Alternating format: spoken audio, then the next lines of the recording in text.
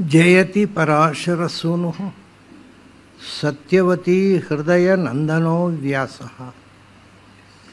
ಯಸ್ಯ ಆಸ್ಯ ಕಮಲಗಲಿತಂ ವಾಂಗ್ಮಯಮೃತಂ ಜಗತ್ಪಿಬತಿ ಭುಜಗ ಭೋಗಮುದ್ಯಮ್ಯ ಹೃದಯಂ ನಿಜಭುಜಂ ದಕ್ಷಿಣಂ ಲಕ್ಷಣಾಢ್ಯಂ ಲಲಿತಮುದ್ರಿಕ್ತ ವಿಜ್ಞಾನಮುದ್ರಂ ಭಜ ಭಜ ಅನಂತಮಿತ್ಯಾಲಪಂತಂ ಪ್ರಣತವಾನ್ ಪ್ರಾಣಿನಾಂ ಪ್ರಾಣಭೂತಂ ಪ್ರಣತಿಭಿಃ ಪ್ರೀಣಯೇ ಪೂರ್ಣಬೋಧಂ ಭವದವೋಷ್ಣೇನ ತಾತಪ್ಯಮಾನಾನ್ ಭುವಿ ಪರಂ ನಾಥಂ ಅಪ್ರೇಕ್ಷಮಾಣಾನ್ ಭುವನಮಾನ್ಯೇನ ಚ ಅನ್ಯೇನ ದೋಷ್ಣ ಭವತು ಭೀರ್ಮಾ ಇತಿ ನಃ ಸಾಂತ್ವಯಂತಂ ಪ್ರಣತವಾನ್ ಪ್ರಾಣಿನಾಂ ಪ್ರಾಣಭೂತಂ ಪ್ರಣತಿಭಿಃ ಪ್ರೀಣಯೇ ಪೂರ್ಣಬೋಧಂ. ನನ್ನ ಅಧ್ಯಾತ್ಮ ಬಂಧುಗಳೇ, ಗೀತೆಯಲ್ಲಿ ಹೇಳಿದ ಒಂದು ಸಂಗತಿಯನ್ನು ಕೃಷ್ಣ ಇಲ್ಲಿ ಹೇಳಿದ, ಅರ್ಜುನನಿಗೆ ಇದನ್ನು ಹೇಳಲಿಲ್ಲ. ಯಾಕೆಂದರೆ ಗೀತೆ ಇರುವುದು ಸಾಧಕರ ಸಾಧನೆಯನ್ನು ತಿಳಿಸುವುದಕ್ಕಾಗಿ. ಇದು ಸಾಧಕರ ಸಾಧನೆಯಲ್ಲಿ ಸೇರಲಿಲ್ಲ ಈ ಪವಾಡ. ಮತ್ತು ಅಷ್ಟೇ ಅಲ್ಲ, ಅದನ್ನು ನೀವು ಮಾಡಬೇಡಿ ಅಂತ ಹೇಳ್ತಾನೆ ಕೃಷ್ಣ ಮುಂದೆ. ನಾನು ಮೊದನ್ನು ಇದೇನೆಂದರೆ, ಭಗವಂತನನ್ನು ಅಪರೋಕ್ಷವಾಗಿ ಕಂಡಂಥ ಮಹಾಮಹಿಮರಿಗೆ ಏನೆಲ್ಲ ಮಾಡಲಿಕ್ಕೆ ಬರುತ್ತೆ ಅನ್ನೋದು ಸಿದ್ಧಿಯನ್ನು ತೋರಿಸುವ ಅಧ್ಯಾಯ. ಅದನ್ನು ಇಲ್ಲಿ ಉದ್ಧವನಿಗೆ ಹೇಳಿದ ಕೃಷ್ಣ. ಯಾಕಂದರೆ ಉದ್ಧವ ಸ್ವತಃ ಸಿದ್ಧಿ ಪಡೆದವ, ಮತ್ತು ಅದಕ್ಕಿಂತ ಹೆಚ್ಚು ಕೃಷ್ಣ ಇದನ್ನು ಹೇಳಿದ್ದು ಇದು ಒಂದು ದೃಷ್ಟಿಯಿಂದ ಕೊನೆಯ ಸಂದೇಶ. ಕೃಷ್ಣ ತಾನು ಅವತಾರ ಸಮಾಪ್ತಿ ಮಾಡ್ತೇನೆ, ನೀನು ಇಲ್ಲಿ ಇರಬೇಡ, ಹೊರಟು ಹೋಗು ಬದಲಿಗೆ ಅಂತ ಹೇಳಿ ಕಳಿಸುವಾಗ ಹೇಳಿದ ಸಂದೇಶ ಇದು. ಅದನ್ನ ಕೃಷ್ಣನ ಇದು ಮನುಕುಲಕ್ಕೆ ಕೃಷ್ಣ ಕೊಟ್ಟ ಚರಮ ಸಂದೇಶ. ಅದು ಯುದ್ಧರಂಗದಲ್ಲಿ ಅರ್ಜುನಿಗೆ ಕೊಟ್ಟ ಸಾಧಕನು ಹೇಗಿರಬೇಕು ಅನ್ನೋದು. ಅದರಿಂದ ಅದರಲ್ಲಿ ಇಡೀ ವಿಷಯ ಇಲ್ಲ. ಸಿದ್ಧಿಯ ಬಗ್ಗೆ ಅಷ್ಟಸಿದ್ಧಿಯೂ ಇಲ್ಲ, ಅಷ್ಟಾದಶಸಿದ್ಧಿಯೂ ಇಲ್ಲ. ಯಾಕೆ ಅದು ಸಾಧಕನಿಗೆ ಅಗತ್ಯ ಇಲ್ಲ. ಸಿದ್ಧರು ಏನೆಲ್ಲ ಮಾಡಲಿಕ್ಕೆ ಬರುತ್ತೆ ಅನ್ನೋ ರಿಪೋರ್ಟ್ ಅಷ್ಟೇ. ಅದು ಸಾಧಕರಿಗೆ ಬೇರೆ ಅದು ವಿಷಯ ಗೊತ್ತಿರಲಿ ಅಂತ, ಇದೆಲ್ಲ ಮಾಡಲಿಕ್ಕೆ ಬರುತ್ತೆ ಅನ್ನುವಂಥ ಪರಿಜ್ಞಾನ ಇರಲಿ ಅಂತ ಅನ್ನೋದಕ್ಕೋಸ್ಕರ ಕೃಷ್ಣ ತಾನು ಕೊನೆಯ ಸಂದೇಶದಲ್ಲಿ ಇದನ್ನೆಲ್ಲ ಹೇಳಿದ. ಅದು ಕೊನೆಗೆ ಹೇಳ್ತಾನೆ, ಈ ಸಾಧಕರ ಸಿದ್ಧಿಯ ಬಗ್ಗೆ 18 ಸಿದ್ಧಿ ಮತ್ತು 8 ಅದು 26 ಸಿದ್ಧಿಗಳು, ಅದನ್ನು ಹೇಗೆ ಮಾಡಬೇಕು ಎಲ್ಲ ವಿವರವಾಗಿ ಹೇಳಿದ. ಅದರಲ್ಲಿ ಕೆಲವು ಹೆಚ್ಚು ನಾನು ಹೇಳಿದೆ. ಕೃಷ್ಣ ಹೇಳ್ತಾನೆ, ಉಪಾಸಕಸ್ಯ ಮಾಮೇವಂ, ಅವನು ಹೇಳ್ತಾನೆ ನನ್ನನ್ನು ಉಪಾಸನೆ ಮಾಡುವವರಿಗೆ. ಆಮೇಲೆ ಯೋಗ ಧಾರಣ ಒಂದು ಧಾರಣೆ ಮಾಡು, ಯೋಗ ಧಾರಣೆಯ ಪುನಃ ಒಬ್ಬ ಉಪಾಸನೆ ಮಾಡಿ ಭಗವಂತನನ್ನು ಕಂಡ. ಆಮೇಲೆ ಏನು, ಅವನು ನಮಗೆ ಇರ್ತಾರೆ. ಅವ್ರು ಏನೂ ಕೂಡ ಪವಾಡ ಮಾಡಲಿಕ್ಕೆ ಹೋಗೋದಿಲ್ಲ. ಪವಾಡ ಮಾಡಲಿಕ್ಕೆ ಸಾಧ್ಯ ಇದ್ದರೂ ಕೂಡ ಸಾಮಾನ್ಯವಾಗಿ ಜ್ಞಾನಿಗಳು ಪವಾಡ ಮಾಡೋಲ್ಲ. ಪವಾಡ ಮಾಡುವಂಥ ಆದೇಶ ಬರಬೇಕು, ಡಿವೈನ್ ಮೆಸೇಜ್. ಆ ಡಿವೈನ್ ಸ್ಯಾಂಕ್ಷನ್ ಇಲ್ಲದೆ ಅವ್ರು ಮಾಡೋಲ್ಲ. ಇದನ್ನು ನಾನು ಈ ಹಿಂದೆ ರಾಮಕೃಷ್ಣ ಪರಮಹಂಸರ ಕಥೆ ಮೂಲಕವೂ ನಾನು ಅನೇಕ ಬಾರಿ ಹೇಳಿದ್ದೆ. ಇದನ್ನು ಪವಾಡವನ್ನು ನಾವು ಪ್ರಾಕ್ಟೀಸ್ ಮಾಡಲಿಕ್ಕೋಸ್ಕರ ಕೃಷ್ಣ ಹೇಳಿದ್ದಲ್ಲ. ಆದರೆ ಒಬ್ಬ ಸಿದ್ಧ ಪುರುಷನಿಗೆ ಇದೆಲ್ಲವೂ ಸುಲಭ ಅಂತ ಅಷ್ಟೇ. ಅದನ್ನು ಹೇಳ್ತಾರೆ, ಉಪಾಸಕಸ್ಯ ಮಾಂ ಏವಂ ಯೋಗಧಾರಣೆಯ ಪುನಃ. ಅವನು ಮೊದಲು ಭಗವಂತನನ್ನು ಕಂಡಿದ್ದಾನೆ, ಸಾಧನೆ ಮಾಡಿ ಆಗಿದೆ, ಸಿದ್ಧನಾಗಿದ್ದಾನೆ. ಇದು ಗೀತೆ ಯಾರು ಸಿದ್ಧನಲ್ಲ, ಸಾಧಕರಿಗೆ ಹೇಳಿದ ಗ್ರಂಥ. ಇದೊಬ್ಬ ಸಿದ್ಧನಾಗಿದ್ದಾನೆ. ಅಂಥ ಸಿದ್ಧನಿಗೆ ಯಾವುದೋ ಒಂದು ಪ್ರಸಂಗ ವಿಶೇಷದಿಂದ ನಾನೊಂದು ಪವಾಡ ಮಾಡಬೇಕು ಅಂತ ಅನಿಸಿತು. ಅದು ಭಗವಂತನ ಆದೇಶವೇ. ಏನೋ ಒಂದು ಸಂದರ್ಭದಲ್ಲಿ ಈ ನಮ್ಮ ಆಚಾರ್ಯ ಪುರುಷರುಗಳೆಲ್ಲ ಪವಾಡ ಮಾಡಿದ್ದನ್ನು ನಾವು ಅವರ ಜೀವನ ಚರಿತ್ರೆಯಲ್ಲಿ ನೋಡ್ತೇವೆ. ಅದು ಯಾಕೆ ಮಾಡಿದರು? ಅವರಿಗೇನು ಸ್ವಂತದ ಪ್ರಯೋಜನ ಇಲ್ಲ. ಜನರಿಗೆ ಆ ಸಂದರ್ಭದಲ್ಲಿ ಆ ಮನವರಿಕೆ ಮಾಡಿಸುವಂಥ ಅವಶ್ಯಕತೆ ಇದ್ದಾಗ ಪವಾಡವನ್ನು ಮಾಡ್ತಾರೆ. ಅದು ಎಷ್ಟು ಮಿನಿಮಮ್ ಮಾಡ್ಬೋದು ಅಷ್ಟು. ಪವಾಡವನ್ನು ಪೂರ್ತಿ ಪ್ರಮಾಣದಲ್ಲಿ ಪವಾಡ ಯಾರೂ ಮಾಡೋದಿಲ್ಲ. ಆದ್ದರಿಂದ ಹೇಳ್ತಾರೆ, ಆದರೆ ಯೋಗಧಾರಣೆಯ ಪುನಃ ಉಪಾಸಕಸ್ಯ, ತನಗೆ ಅಪರೋಕ್ಷ ಜ್ಞಾನ ಬಂದ ಮೇಲೆ ಮತ್ತೂ ಕೂಡ ಒಂದು ಸ್ವಲ್ಪ ಏನೋ ಒಂದು ಲೋಕದ ತಿದ್ದುವುದಕ್ಕೋಸ್ಕರ ಯಾವುದೋ ಒಂದು ಕಾರಣಕ್ಕೋಸ್ಕರ ಮಾಡಬೇಕು ಅಂತ ಪುನಃ ಮನಸ್ಸಿನಲ್ಲಿ ಇದನ್ನು ಧಾರಣೆ ಮಾಡಿದರೆ ಸಿದ್ಧಯ ಪೂರ್ವಕಥಿತಾ ಹಿಂದೆ ಹೇಳಿದ 26 ಸಿದ್ಧಿಗಳು ಉಪತಿಷ್ಠಂತಿ ಅಶೇಷತಃ ನಿಮ್ಮ ಕಣ್ಮುಂದೆ ಬಂದು ಕುಣಿತಾವೆ. ಅವಾಗೇನು ನೀವು ಹೇಳಿದಾಗ ಕೇಳ್ತಾವೆ, ಏನು ಮಾಡಬೇಕು ಹೇಳಿ ಅಂತ. ಉಪತಿಷ್ಠಂತಿ ಅಂದರೆ ನಿಮ್ಮ ಸೇವೆಗೆ ಬಂದು ಸಿದ್ಧ ಆಗಿದ್ದಂತೆ ಇರ್ತವೆ. ಯಾವ ಸಿದ್ಧಿಯೂ ಜ್ಞಾನಿಗಳಿಗೆ ದೊಡ್ಡ ಸಂಗತಿಯೇ ಅಲ್ಲ, ಆದರೆ ಸಾಧಕರಿಗೆ ಇದು ಉಪಯೋಗ ಇಲ್ಲ. ಉಪತಿಷ್ಠಂತಿ ಅಶೇಷತಃ ಎಲ್ಲ 28 ಸಿದ್ಧಿಯು ಅವರಿಗೆ ಒಂದು ಹುಲ್ಲುಗಡಿ ಹೆಕ್ಕಿ ಆಚೆ ಇಟ್ಟಷ್ಟು ಸುಲಭವಾದದ್ದು. ಅಂದರೆ ಇಂಥ ಒಂದು ಸಿದ್ಧಿ ಇತ್ತು, ಮಾಡಲಿಕ್ಕೆ ಬರುತ್ತೆ. ಹಿಂದಿನ ಋಷಿಮುನಿಗಳು ಇದನ್ನು ಪ್ರಾಕ್ಟೀಸ್ ಮಾಡಿದರು ಅನ್ನೋದಕ್ಕೋಸ್ಕರ ನಾನು ಹೇಳಿದೆ, ನೀನು ಇದನ್ನು ಮಾಡಲಿಕ್ಕೆ ಹೋಗಬೇಡ ಅಂತಾರೆ. ಯಾಕೆಂದರೆ ಅವ್ರು ಹೇಳ್ತಾರೆ, ಜಿತೇಂದ್ರಿಯಸ್ಯ ದಾಂತಸ್ಯ ಜಿತಶ್ವಾಸಾತ್ಮನಃ ಮುನೇಃ ಮದ್ಧಾರಣಾಂ ಧಾರಯತಃ ಕಾನುಸಿದ್ಧಿ ಸುದುರ್ಲಭ. ಮುಖ್ಯ ಬೇಕಾಗಿರೋದು ನಮಗೆ ಜಿತೇಂದ್ರಿಯತ್ವ, ಅಂದರೆ ಇಂದ್ರಿಯಗಳ ಜಯ. ಇಂದ್ರಿಯಗಳ ಜಯ ಬರೀ ಸೆಕ್ಸನ್ನು ಗೆಲ್ಲುವುದನ್ನು ಜಿತೇಂದ್ರಿಯ ಅಂತ ಹೇಳ್ತಾರೆ, ಅದಲ್ಲ. ಯಾವ ಇಂದ್ರಿಯವು ನಾವು ಹೇಳಿದ್ದನ್ನು ಬಿಟ್ಟು ಬೇರೆ ಮಾಡಬಾರ್ದು. ಕಣ್ಣು ನೋಡುವುದಕ್ಕೆ ನನ್ನ ಕೈ ನಾನು ಹೇಳಿದಾಗ ಕೇಳಬೇಕು, ನನ್ನ ಕಣ್ಣು, ನನ್ನ ಕಿವಿ ನಾನು ಹೇಳಿದಾಗ ಕೇಳಬೇಕು. ಈಗ ಏನಾಗುತ್ತೆ ಅಂದರೆ ನಮಗೆ ನೋಡಬಾರದ್ದನ್ನು ನೋಡಬೇಕು ಅನ್ನತ್ತೆ ಕಣ್ಣು, ನಾವು ಅದಕ್ಕೆ ಹ್ಞೂ ಅಂತೇವೆ, ಆಯಿತು ಅಡ್ಡಿಲ್ಲ ನೋಡು. ಕೇಳಬಾರದ್ದನ್ನು ತಮಾಷೆ ನಾನು ಇಲ್ಲೇ ನೋಡ್ತೇನೆ. ಕೆಲವು ಚಟ ಇದೆ ಪಾಪ. ಯಾರಾದರೂ ತಮ್ಮ ಅಂತರಂಗದ ಸಮಸ್ಯೆಗಳನ್ನ ತೋಡಿಕೊಳ್ಳಿಕ್ಕೆ ನನ್ನ ಬರ್ತಾರೆ. ಆವಾಗ ಈ ಬಾಗಿಲಲ್ಲಿ ಮುಖ ಹಾಕ್ಕೊಂಡು ಈಗೇನು ಹೇಳ್ತಾರೆ ಕೇಳೋದು. ಈ ಚಟ ಇಲ್ಲಿಯೂ ಇದೆ ಕೆಲವರಿಗೆ. ಅದು ಪಾಪ ಪರ್ಸನಲ್ ಆದ ಮಾತುಗಳನ್ನ ಆಡುವಾಗ ಈಗ ಮೂಗು ತೂರಿ ಕಣ್ಣು ಕಿವಿಯ ಬಾಗಿಲ ಎಡೆಯಲ್ಲಿ ಏನು ಹೇಳ್ತಾರೆ. ಇದು ನೋಡಿ, ಇದು ಯಾವ ಸಾಧಕನಿಗೂ ಇಂಥ ದುರ್ಗುಣ ಇರಬಾರ್ದು. ಇನ್ನೊಬ್ಬರ ವಿಷಯವನ್ನು ಕದ್ದು ಕೇಳುವ ಅಭ್ಯಾಸ, ಅದು ಇಲ್ಲಿ ನಾನು ಗಮನಿಸಿದ್ದೇನೆ ಕೆಲವರಿಗಿದೆ. ಯಾಕೆಂದ್ರೆ ಪಾಪ ಏನೋ ತಮ್ಮ ಅಳಲನ್ನು ತೋಡಿಕೊಳ್ಳಿಕ್ಕೆ ಬರ್ತಾರೆ, ಇವರಷ್ಟೊತ್ತಿಗೆ ಒಳಗೊಂದು ಹೀಗೆ ಕಿವಿ ಕೊಟ್ಟಾಯಿತು. ಇದು ಇದು ಇದು ಅಮಾನುಷವಾದ ಕೆಲಸ. ಇದು ವ್ಯಕ್ತಿತ್ವ ಇದ್ದವ್ರು ಮಾಡೋ ಕೆಲಸ ಅಲ್ಲ. ಅದರಿಂದ ಹೇಳ್ತಾನೆ, ಕೇಳುವುದನ್ನು ನಮಗೆ ಸ್ವಾಧೀನ ಇರಬೇಕು. ನಮ್ಮ ಕಿವಿ ಯಾರ್ಯಾರೋ ಹೇಳಿದ್ದನ್ನು ಕೇಳಿ ಗುಟ್ಟು ಕೇಳಿಕೊಂಡು ಅದನ್ನು ಮತ್ತೇನೋ ಚಾಡಿ ತರಳೆ ಮಾಡುವಂಥದ್ದಕ್ಕೋಸ್ಕರ ಇರುವಂಥದ್ದಲ್ಲ ಈ ಕಿವಿ. ಅದು ಎಲ್ಲ ಇಂದ್ರಿಯಗಳನ್ನು ಗೆದ್ದವನು. ಅದರಲ್ಲಿ ಬಂತು, ಬಾಯಿಯೂ ಬಂತು. ಮಾತು ಕೂಡ ಮಿತವಾಗಿರಬೇಕು. ಅದನ್ನು ಅಳೆದು ತೂಗಿ ಅಳೆದು ಮಾತಾಡಬೇಕು. ಒಂದು ಅಕ್ಷರ ಹೆಚ್ಚಿರಬಾರ್ದು, ಒಂದು ಅಕ್ಷರ ಕಮ್ಮಿ ಇರಬಾರ್ದು. ಅಷ್ಟು ಪ್ರಮಾಣಬದ್ಧವಾಗಿ ಮಾತಾಡಬೇಕು. ಜಿತೇಂದ್ರಿಯಸ್ಯ, ಆಮೇಲೆ ಇದೆಲ್ಲ ಆಯ್ತಲ್ಲ, ಇಂದ್ರಿಯಗಳು ಎಲ್ಲವೂ ಜಿತೇಂದ್ರಿಯ ಆಮೇಲೆ ದಾಂತಸ್ಯ. ವಸ್ತುತಃ ದಾಂತಃ ಅಂದರೂ ಕೂಡ ಅದೇ ಅರ್ಥ. ದಮಃ ಇಂದ್ರಿಯ ನಿಗ್ರಹ ಅಂತ ಅದಕ್ಕೆ ಕೋಶ ಇರೋದು ಭಾಗವತಲ್ಲೇ. ದಮ ಅಂದರೆ ಇಂದ್ರಿಯ ನಿಗ್ರಹ, ಮತ್ತು ಜಿತೇಂದ್ರಿಯ ಅಂತ ಹೇಳಿ ಆಯ್ತಲ್ಲ. ಪುನಃ ಇಂದ್ರಿಯ ನಿಗ್ರಹ ಅಂತ ಯಾಕೆ ಹೇಳಿದರು ಅಂದರೆ ಅದು ಮನಸ್ಸಿನ ನಿಗ್ರಹ. ಇದು ಹೊರಗಿನ ಇಂದ್ರಿಯಗಳ ನಿಗ್ರಹ. ಹೊರಗಿನ ಇಂದ್ರಿಯಗಳ ನಿಗ್ರಹಕ್ಕಿಂತ ಮುಖ್ಯ ಯಾಕೆಂದರೆ ಈ ಇಂದ್ರಿಯಗಳೆಲ್ಲ ಕೆಲಸ ಮಾಡೋದು ಮನಸ್ಸು ಹೇಳಿದ ಹಾಗೆ. ಅದನ್ನು ಹೀಗೆ ಬಾಗಿಲ ಎಡೆಯಲ್ಲಿ ನಿಂತು ಕಿವಿ ಕೊಡುವಂಥ ಮನಸ್ಸು ಹೇಳಿದರೆ ಇದು ಕೇಳುತ್ತೆ ಅಷ್ಟೇ. ಸೊ ಈ ನಮ್ಮನ್ನು ದಾರಿ ತಪ್ಪಿಸುವುದು ಈ ಹೊರಗಿನ ಇಂದ್ರಿಯಗಳಲ್ಲ, ಮೂಲತಃ ಒಳಗಿನ ಇಂದ್ರಿಯ ಅಂದರೆ ಅಂತಃಕರಣ, ಮನಸ್ಸು. ಅದನ್ನು ದಮನ ಮಾಡು. ಮನಸ್ಸು ಬೇಕಾದ್ದು ಹೇಳುತ್ತೆ, ಅದು ಹೇಳಿದಾಗ ಕುಣಿಬೇಡ. ಯಾಕೆಂದರೆ ನಾವು ಮಂಗನನ್ನು ಕುಣಿಸ್ಬೇಕಲ್ವ.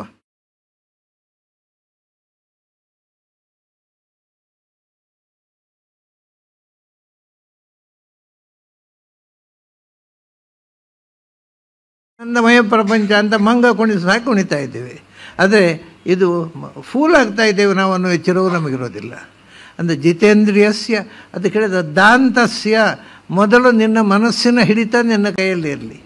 ಏನು ಮಾತಾಡಬೇಕು, ಎಷ್ಟು ಮಾತಾಡಬೇಕು, ಎಲ್ಲಿ ಮಾತಾಡಬೇಕು, ಬರೇ ಮಾತಲ್ಲ, ಯಾವ ಇಂದ್ರಿಯವನ್ನು ಎಲ್ಲಿ ಹೇಗೆ ಬಳಸಬೇಕು ಅದನ್ನು ತಿಳ್ಕೊಳ್ಳೋದಕ್ಕೆ ದಾಂತ ಅಂತ. ಮನಸ್ಸು ಪೂರ್ಣ ನಿನ್ನ ನಿಯಂತ್ರಣದಲ್ಲಿರಲಿ. ಮನಸ್ಸು ಏನು ಹೇಳುತ್ತೆ ಅನ್ನೋದು ಮುಖ್ಯ ಅಲ್ಲ. ಮನಸ್ಸು ಏನು ಹೇಳಬೇಕು, ಏನು ಮಾಡಲಿಕ್ಕೆ ಅದು ನಿನ್ನ ಕೈಯಲ್ಲಿರಬೇಕು. ಮನಸ್ಸಿಗೆ ನೀನು ಆರ್ಡರ್ ಮಾಡಬೇಕು, ಮನಸ್ಸು ನಿನಗೆ ಆರ್ಡರ್ ಮಾಡೋದಲ್ಲ. ದಾಂತ ಅಂದ್ರೆ ಅದನ್ನು. ಆಮೇಲೆ ಅದು ಹಾಗೆ ಮಾಡಬೇಕಾದ್ರೆ ಏನಾಗಬೇಕು, ಜಿತಶ್ವಾಸಾತ್ಮನಃ. ಅದಕ್ಕೆ ಮೊದಲು ನಾವು ಶ್ವಾಸದ ಆತ್ಮ ಅಂದರೆ ನಿಯಾಮಕ ಶಕ್ತಿ, ನಮ್ಮ ಉಸಿರಾಟವನ್ನು ನಿಯಂತ್ರಿಸ್ತಕ್ಕಂಥ ಪ್ರಾಣಶಕ್ತಿ. ಪ್ರಾಣಶಕ್ತಿಯನ್ನು ಮೊದಲು ಸ್ವಾಧೀನದಲ್ಲಿಟ್ಟುಕೊಂಡು, ಅಂದರೆ ಇದರ ಒಂದು ಸ್ಥೂಲವಾದ ಅರ್ಥ, ಮನಸ್ಸು ಹದಕ್ಕೆ ಬರಬೇಕಾಗಿದ್ದರೆ ನಾವು ಸ್ವಲ್ಪ ಮಟ್ಟಿಗೆ ಪ್ರಾಣಾಯಾಮ ಅಭ್ಯಾಸ ಮಾಡಬೇಕು. ಪ್ರಾಣಾಯಾಮ ಅಭ್ಯಾಸ ಮಾಡದೇ ಇದ್ದರೆ ಮನಸ್ಸನ್ನು ನಿಗ್ರಹ ಮಾಡಲಿಕ್ಕೆ ಆಗೋದಿಲ್ಲ. ಸೊ ಅದು ಅದಕ್ಕೆ ಮೊದಲು ನಿಶ್ಚಲವಾಗಿ ಕೂಡಬೇಕು, ದೇಹ ನಿಶ್ಚಲ ಆಗಬೇಕು. ಆಮೇಲೆ ಪ್ರಾಣಾಯಾಮದಿಂದ ಇದು ನಮ್ಮ ಪ್ರಾಣಶಕ್ತಿ ನಿಶ್ಚಲವಾಗಬೇಕು. ಅದೀಗ ನಿಮಗೆ ನಾನು ಇಲ್ಲಿ ನೋಡಿದರೆ ಈಗ ಈ ಮೇಜು ಹಂದಾಡ್ತಾ ಇದ್ದರೆ ಇದರ ಮೇಲೆ ನಾನು ಇಟ್ಟ ವಸ್ತ್ರವು ಹಂದಾಡುತ್ತೆ. ಮೇಜು ಹಂದಾಡೋಲ್ಲ, ಮೇಲಿನಿಂದ ಫ್ಯಾನ್ ಹಂದಾಡ್ಲಿಕ್ಕೆ ಶುರು ಮಾಡಿದರೆ ಗಾಳಿಗೆ ಇದು ಹಂದಾಡುತ್ತೆ. ಅದರಿಂದ ಕೆಳಗಿನದ್ದು ಗಟ್ಟಿ ಆಗಬೇಕು, ಶ್ವಾಸವು ಗಟ್ಟಿ, ಫ್ಯಾನು ಗಟ್ಟಿ ಆಗಬೇಕು. ಎರಡೂ ನಿಶ್ಚಲವಾದಾಗ ಮನಸ್ಸು ನಿಶ್ಚಲವಾಗುತ್ತೆ. ಆದ್ದರಿಂದ ಜಿತ ಶ್ವಾಸಾತ್ಮನಃ, ಅವನ ಶ್ವಾಸದ ಅದು ಮನಸ್ಸು ಶ್ವಾಸ ಗೆಲ್ಲುವುದು ಅಂದರೆ ಉಸಿರಾಟ ಗೆಲ್ಲುವುದು ಅಷ್ಟೇ ಅಲ್ಲ, ನಮ್ಮನ್ನು ಉಸಿರಾಡಿಸುವ ಪ್ರಾಣಶಕ್ತಿಯನ್ನು ಗೆಲ್ಲುವುದು. ಪ್ರಾಣಶಕ್ತಿ ಅನ್ನುವಂಥದ್ದು ಒಂದು ಅದ್ಭುತವಾದ ಸಂಗತಿ. ಎಷ್ಟು ಅದ್ಭುತ ಅಂತಂದರೆ ಇವತ್ತು ಎಲ್ಲ ರೋಗಗಳನ್ನು ಗುಣ ಮಾಡಲಿಕ್ಕಿರತಕ್ಕಂಥ ಏಕಮೂಲಿಕೆ ಅದು ಪ್ರಾಣಶಕ್ತಿ. ಪ್ರಾಣಶಕ್ತಿಯನ್ನು ಈಗ ನಮ್ಮಲ್ಲಿ ಹಿಂದೆ ಇತ್ತು, ಈಗಲೂ ಕೆಲವು ಕಡೆ ಇದೆ, ಟಚ್ ಹೀಲ್ ಅಂತ ಹೇಳ್ತೇವೆ ನಾವು. ಅದು ಹುಡುಗಾಟ ಅಲ್ಲ, ನಮ್ಮ ಕೈಯಲ್ಲಿರ್ತಕ್ಕಂಥ ಪ್ರಾಣಶಕ್ತಿಯನ್ನು ನಾವು ಇನ್ನೊಬ್ಬರಿಗೆ ಕೊಡುವುದು. ಅದನ್ನು ನಾನು ಹೀಗೆ ಹಿಡಿದರೆ ನಾನು ಎದುರಿದ್ದವರಿಗೆ ಹೋಗುತ್ತೆ, ಅದು ತಲೆ ಮೇಲೆ ಕೈ ಇಟ್ಟರೆ ಇಡೀ ಬಾಡಿ ಹೋಗುತ್ತೆ. ಸೊ ನಮ್ಮಲ್ಲಿ ಇರತಕ್ಕಂಥ ಪ್ರಾಣಶಕ್ತಿಯನ್ನು ಇನ್ನೊಬ್ಬರಿಗೆ ಯಾರು ಕಾಯಿಲೆ ಯಾಕೆ ಬರುತ್ತೆ ಅಂದರೆ ಪ್ರಾಣಶಕ್ತಿಯ ಕೊರತೆಯಿಂದ.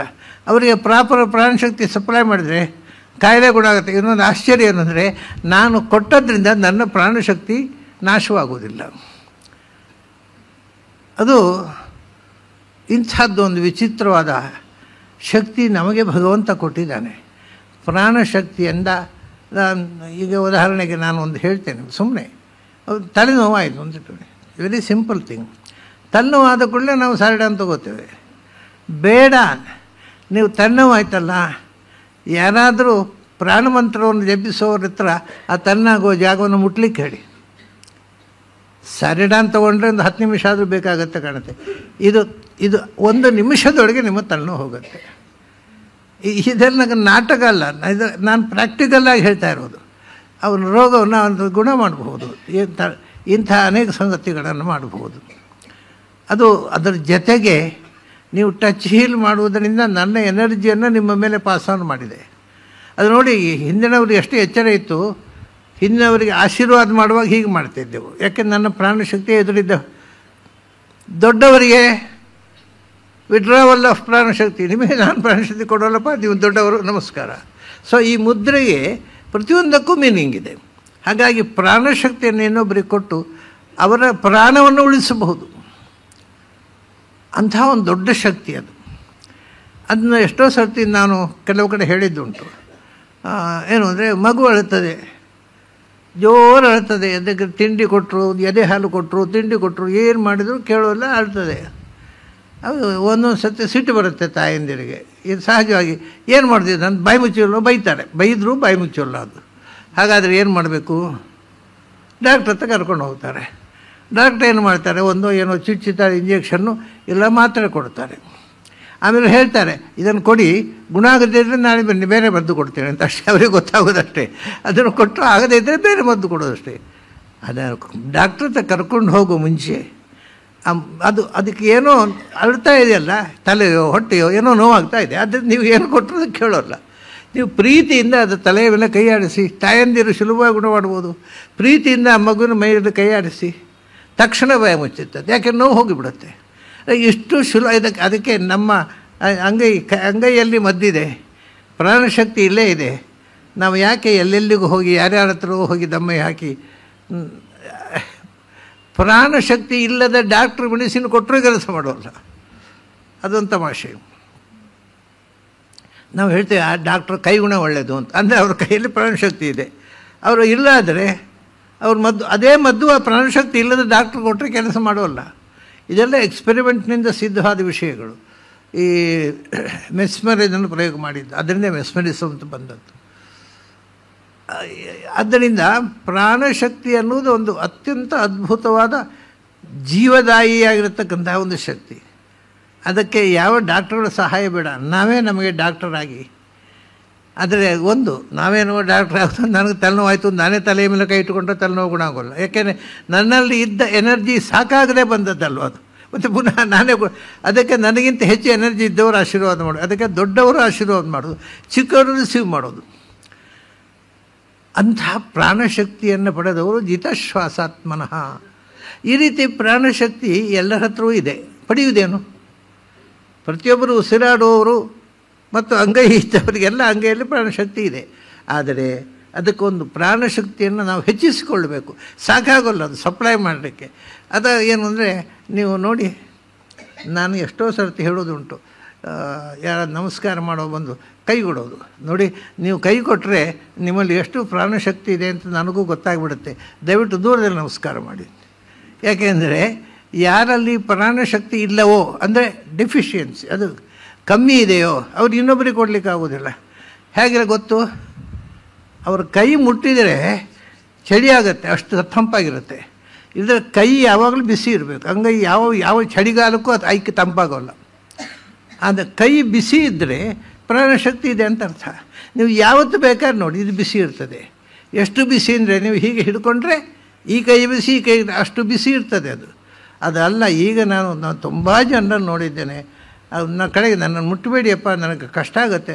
ಅವ್ರು ಮುಟ್ಟಿದರೆ, ಎಲ್ಲಿ ಮುಟ್ಟಿದರೆ ಅಲ್ಲಿ ತಂಪು, ಕೈ ಹಿಡಿದ ಕೈ ಚಳಿಯಲ್ಲಿ ನಡಗಬೇಕು ಅಂತ ಅನಿಸುತ್ತೆ, ಅಷ್ಟು ಕೋಲ್ಡ್ ಇರುತ್ತೆ. ಮತ್ತು ಅಂಗೈ ಬೆವರೋದು, ಈ ಬೆವರುವುದು ಮತ್ತು ಥಂಡಿ ಆಗೋದು, ಇದು ಯಾರಲ್ಲಿದೆ ಅವ್ರ ಹತ್ರ ಪ್ರಾಣಶಕ್ತಿಯ ಬಹಳ ಕೊರತೆ ಇದೆ ಅಂತ ಅರ್ಥ. ಅವ್ರು ಇನ್ನೊಬ್ಬರಿಗೆ ಪ್ರಯೋಗ ಮಾಡೋದಿಲ್ಲ, ಅವರು ಹೆಚ್ಚಿಸ್ಕೊಳ್ಬೇಕಾದ್ರೆ ಏನು ಮಾಡಬೇಕು? ಅದಕ್ಕೆ ಒಂದು ಪ್ರಾಣಾಯಾಮ ಮಾಡಿದರೆ ಪ್ರಾಣಶಕ್ತಿ ಹೆಚ್ಚಾಗುತ್ತೆ. ಅದಕ್ಕೋಸ್ಕರ ಹಿಂದೆ ಪ್ರಾಣಾಯಾಮ ಮಾಡು ಅಂತ ಹೇಳಿದ್ದು. ಆಮೇಲೆ ಕಮ್ಮಿ ಆಗಬೇಕಾದ್ರೆ ಏನು ಮಾಡಬೇಕು? ಇದನ್ನು ಮೆಡಿಕಲ್ ಸೈನ್ಸ್ನವರು ಹೇಳೋದು, ನಾನು ಹೇಳೋದಲ್ಲ, ಅಥವಾ ಪುರಾಣಗಳಲ್ಲಿ ಹೇಳಿಲ್ಲ. ನಮ್ಮಲ್ಲಿರ್ತಕ್ಕ ಪ್ರಾಣಶಕ್ತಿ ತನ್ನಷ್ಟಕ್ಕೆ ಸೋರಿ ಏನು ಮಾಡಬೇಕು? ಏನಿಲ್ಲ, ಸಿಗರೇಟ್ ಸೇದಿ. ನೀವು ಸಿಗರೇಟ್ ಸೇದಿದರೆ ತನ್ನಷ್ಟಕ್ಕೆ ಹೋಗುತ್ತೆ, ಮತ್ತು ಪ್ರಾಣಶಕ್ತಿ ಉಳಿಯೋದೇ ಇಲ್ಲ. ಇದೆಲ್ಲ ಎಕ್ಸ್ಪೆರಿಮೆಂಟ್ನಿಂದ ಸಿದ್ಧವಾದ, ಸಿಗರೇಟ್ ಸೇದುವಂಥವರ ಅನುಭವದಿಂದಲೂ ಪೂರ್ವವಾದಂಥ ಸಂಗತಿ.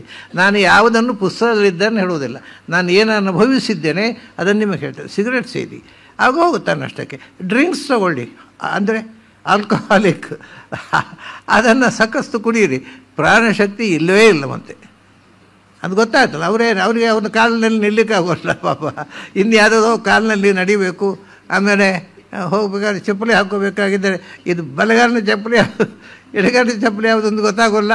ಅಷ್ಟೊತ್ತು ಯಾರು ಹೇಳ್ತಾರೆ, ಇದು ಬಲಗಾಲಿನ ಚಪ್ಪಲಿಯಪ್ಪ, ಇದು ಅದು ಗೊತ್ತಾಯಿತು, ಬಲಗಾಲಿ ಯಾವುದು ಹೇಳಿ ಅಂತಾನೆ. ಅಷ್ಟು ಪ್ರಚಂಡ ಪ್ರಾಣಶಕ್ತಿ ಬೆಳೆದೋಗುತ್ತೆ ಅವರಿಗೆ. ಇಂಥ ದುರಭ್ಯಾಸಗಳು ಯಾರಿಗಿದೆ ತನ್ನಷ್ಟಕ್ಕೆ ಪ್ರಾಣಶಕ್ತಿ ಹೊರಟೋಗುತ್ತೆ. ಇದು ಪ್ರಯೋಗದಿಂದ ಸಿದ್ಧವಾದ ವಿಷಯ. ಇದು ನಾನು ಪುರಾಣದಲ್ಲಿ ಹೇಳಿಲ್ಲ. ಇದಲ್ಲ, ನಾನು ಪುರಾಣದಲ್ಲಿ ಇದ್ದದ್ದನ್ನು, ನಾನು ಓದಿದ್ದನ್ನು ಹೇಳುವುದಲ್ಲ, ಪ್ರಾಕ್ಟಿಕಲ್ ಎಕ್ಸ್ಪೀರಿಯನ್ಸ್ನಿಂದ ನಾನು ಹೇಳ್ತಾ ಇದ್ದೇನೆ.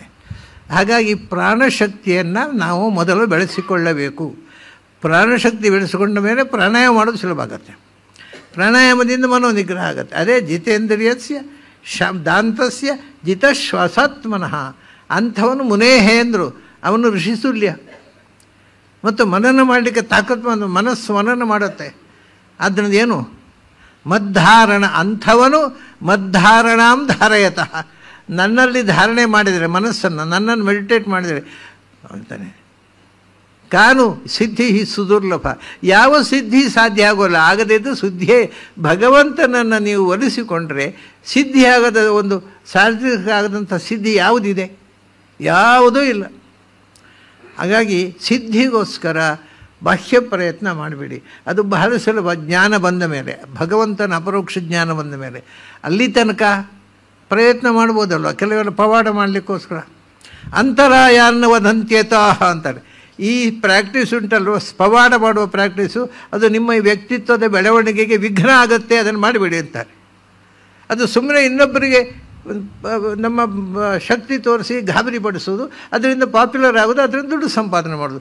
ಆತ್ಮದ ಉದ್ಧಾರಕ್ಕೆ ಇದು 5 ಪೈಸೆ ಉಪಯೋಗ ಇಲ್ಲ. ಇದು ಅವನು ಹೇಳ್ತಾನೆ, ಅಂತರಾಯ ಇದು ನಿಮ್ಮ ಉದ್ಧಾರಕ್ಕೆ ಅಥವಾ ನಿಮ್ಮ ಸಾಧನೆಗೆ ಅಡ್ಡಿ, ಇದು ಪೋಷಕವೂ ಅಲ್ಲ. ಅಂತರಾಯ ಅಂದರೆ ವಿಘ್ನ, ಇದು ತೊಂದರೆ ಮಾಡುವಂಥದ್ದು. ಸಾಧಕರಿಗೆ ಇದರ ಚಟ ಇರಬಾರ್ದು, ಪವಾಡದ ಚಟ ಇರಬಾರ್ದು. ಅಂತರಾಯ ಅನ್ನುವುದಂತೆ ಏತಾಹ. 2 ಪಾಠ ಇದೆ. ಏತಾಹ ಅಂತ ಸಹಜವಾಗಿ ಏತಾಹ ಸಿದ್ಧಿಗಳು. ಕೆಲವು ಪ್ರಾಚೀನ ಪುಸ್ತಕ ಏತಾನ್ ಅಂತಿದೆ, ಅದೇನು ದೊಡ್ಡ ವಿಶೇಷ ಏನಿಲ್ಲ. ಅಂತರಾಯನು ವದಂತಿ ಏತಾನ್. ಇದನ್ನು ಯಾರಿಗೆ ಯುಂಜತೋ ಉತ್ತಮವಾದ ಯೋಗ ಅಂದರೆ ಭಗವಂತನನ್ನು ಕಾಣುವ ಸಾಧನೆ, ಅದರಲ್ಲಿ ಮನಸ್ಸನ್ನು ತೊಡಗಿದವನಿಗೆ ಮತ್ತೆ ಇದಕ್ಕೆ ಬರಬೇಡ. ನಿನ್ನ ಆ ಸಾಧನೆ ಹೋಯಿತು, ಇದರಿಂದ ಏನು ಉಪಯೋಗ ಇಲ್ಲ. ಯಾಕೆಂದರೆ ಮಾಯಾ ಸಂಪದ್ಯಮಾನಸ್ಯ, ನೀನು ನನ್ನ ಹತ್ರ ಹೊರಟಿದ್ದಿ, ನನ್ನನ್ನು ಬಂದು ಸೇರೋವನಿದ್ದಿ, ನೀನು ಈ ಸಾಧನೆ ಮಾಡಿದ ಏನಾಗುತ್ತೆ ಅಂದರೆ ಕಾಲಕ್ಷಪಣ ಹೇತವ ಅಂದರೆ ಇದು ಸುಮ್ಮನೆ ಪೋಸ್ಟ್ಪೋನಿಂಗ್. ನಿನಗೆ ಭಗವದ್ ದರ್ಶನ ಆಗೋದು ಪೋಸ್ಟ್ಪೋನ್ ಆಗುತ್ತೆ. ನೀನು ಎಷ್ಟು ಸಾಧನೆ ಮಾಡಿದ್ದೆಲ್ಲ ದಂಡ. ಇದು ಕಾಲಹರಣ ಅಂತ ಹೇಳ್ತಾರೆ, ವ್ಯರ್ಥವಾದ ಕಾಲಹರಣ. ನಿನ್ನ ವ್ಯಕ್ತಿತ್ವ ಅಷ್ಟು ಕಳಚಿಕೊಡ್ತೀಯ ನೀನು ಆ ಶಕ್ತಿಯನ್ನು. ನೀನು ಹೋದ ದಾರಿಯಲ್ಲಿ ಮತ್ತೆ ರಿಟ್ರೀಟ್, ಅದು ಹಿಂದೆ ಬಂದ ಹಾಗಾಗುತ್ತೆ. ಪುನಃ ಬರೇ ಕಾಲಹರಣ. ನೀನು ಸಿದ್ಧಿ ಗುರಿ ಮುಟ್ಟುವುದು ವಿಳಂಬವಾಗುತ್ತೆ, ಇನ್ನೇನೂ ಉಪಯೋಗ ಇಲ್ಲ. ಆದ್ದರಿಂದ ಪವಾಡ ಮಾಡಬೇಡ ಅಂದರೆ ಇದು ಕೃಷ್ಣನ ಎಲ್ಲ ಪವಾಡಗಳನ್ನು ಹೇಳಿ ಕೊನೆಗೆ ಹೇಳ್ತಾರೆ, ಇದನ್ನು ಮಾಡಲಿಕ್ಕೆ ಹೋಗಬೇಡ, ಇದ್ರದ್ದು ಏನೂ ಉಪಯೋಗ ಇಲ್ಲ. ಆದರೆ ಭಗವಂತನ ಸಂದೇಶ ಪಡೆದು ಬಂದವರು ಭಗವಂತನ ಆದೇಶ ಈಡೇರಿಸೋದಕ್ಕೋಸ್ಕರ ಅವರಿಗೆ ಪರ್ಮಿಷನ್ ಇದೆ, ಮಾಡ್ಬೋದು. ಆದರೆ ಅವರು ಮಾಡೋದು ಸ್ವಾರ್ಥಕ್ಕೋಸ್ಕರ ಅಲ್ಲ, ಲೋಕೋದ್ಧಾರಕ್ಕೆ ಪವಾಡ ಮಾಡುವವರು ಮಾಡ್ಬೋದು. ನಾನು ಪವಾಡ ಪುರುಷ ಆಗಬೇಕು, ನಿಮ್ಮನ್ನು ಮರಳು ಮಾಡಿಸ್ಬೇಕು ಅಂತ ಮಾಡುವವರು ಮಾಡಬಾರ್ದು. ಸೊ ಆ ಪವಾಡದ ಹುಚ್ಚು ಬಿಟ್ಟುಬಿಡು ಅಂತ, ಕಾಲಕ್ಷೇಪಣ ಅಂತ, ಅದು ವೇಸ್ಟ್ ಆಫ್ ಟೈಮ್ ಅಂದ. ಸಾಧನೆಗೋಸ್ಕರ ಪ್ರಯತ್ನ ಮಾಡೋದು ನಿನ್ನ ಸಮಯ ವ್ಯರ್ಥ ಅಂತ.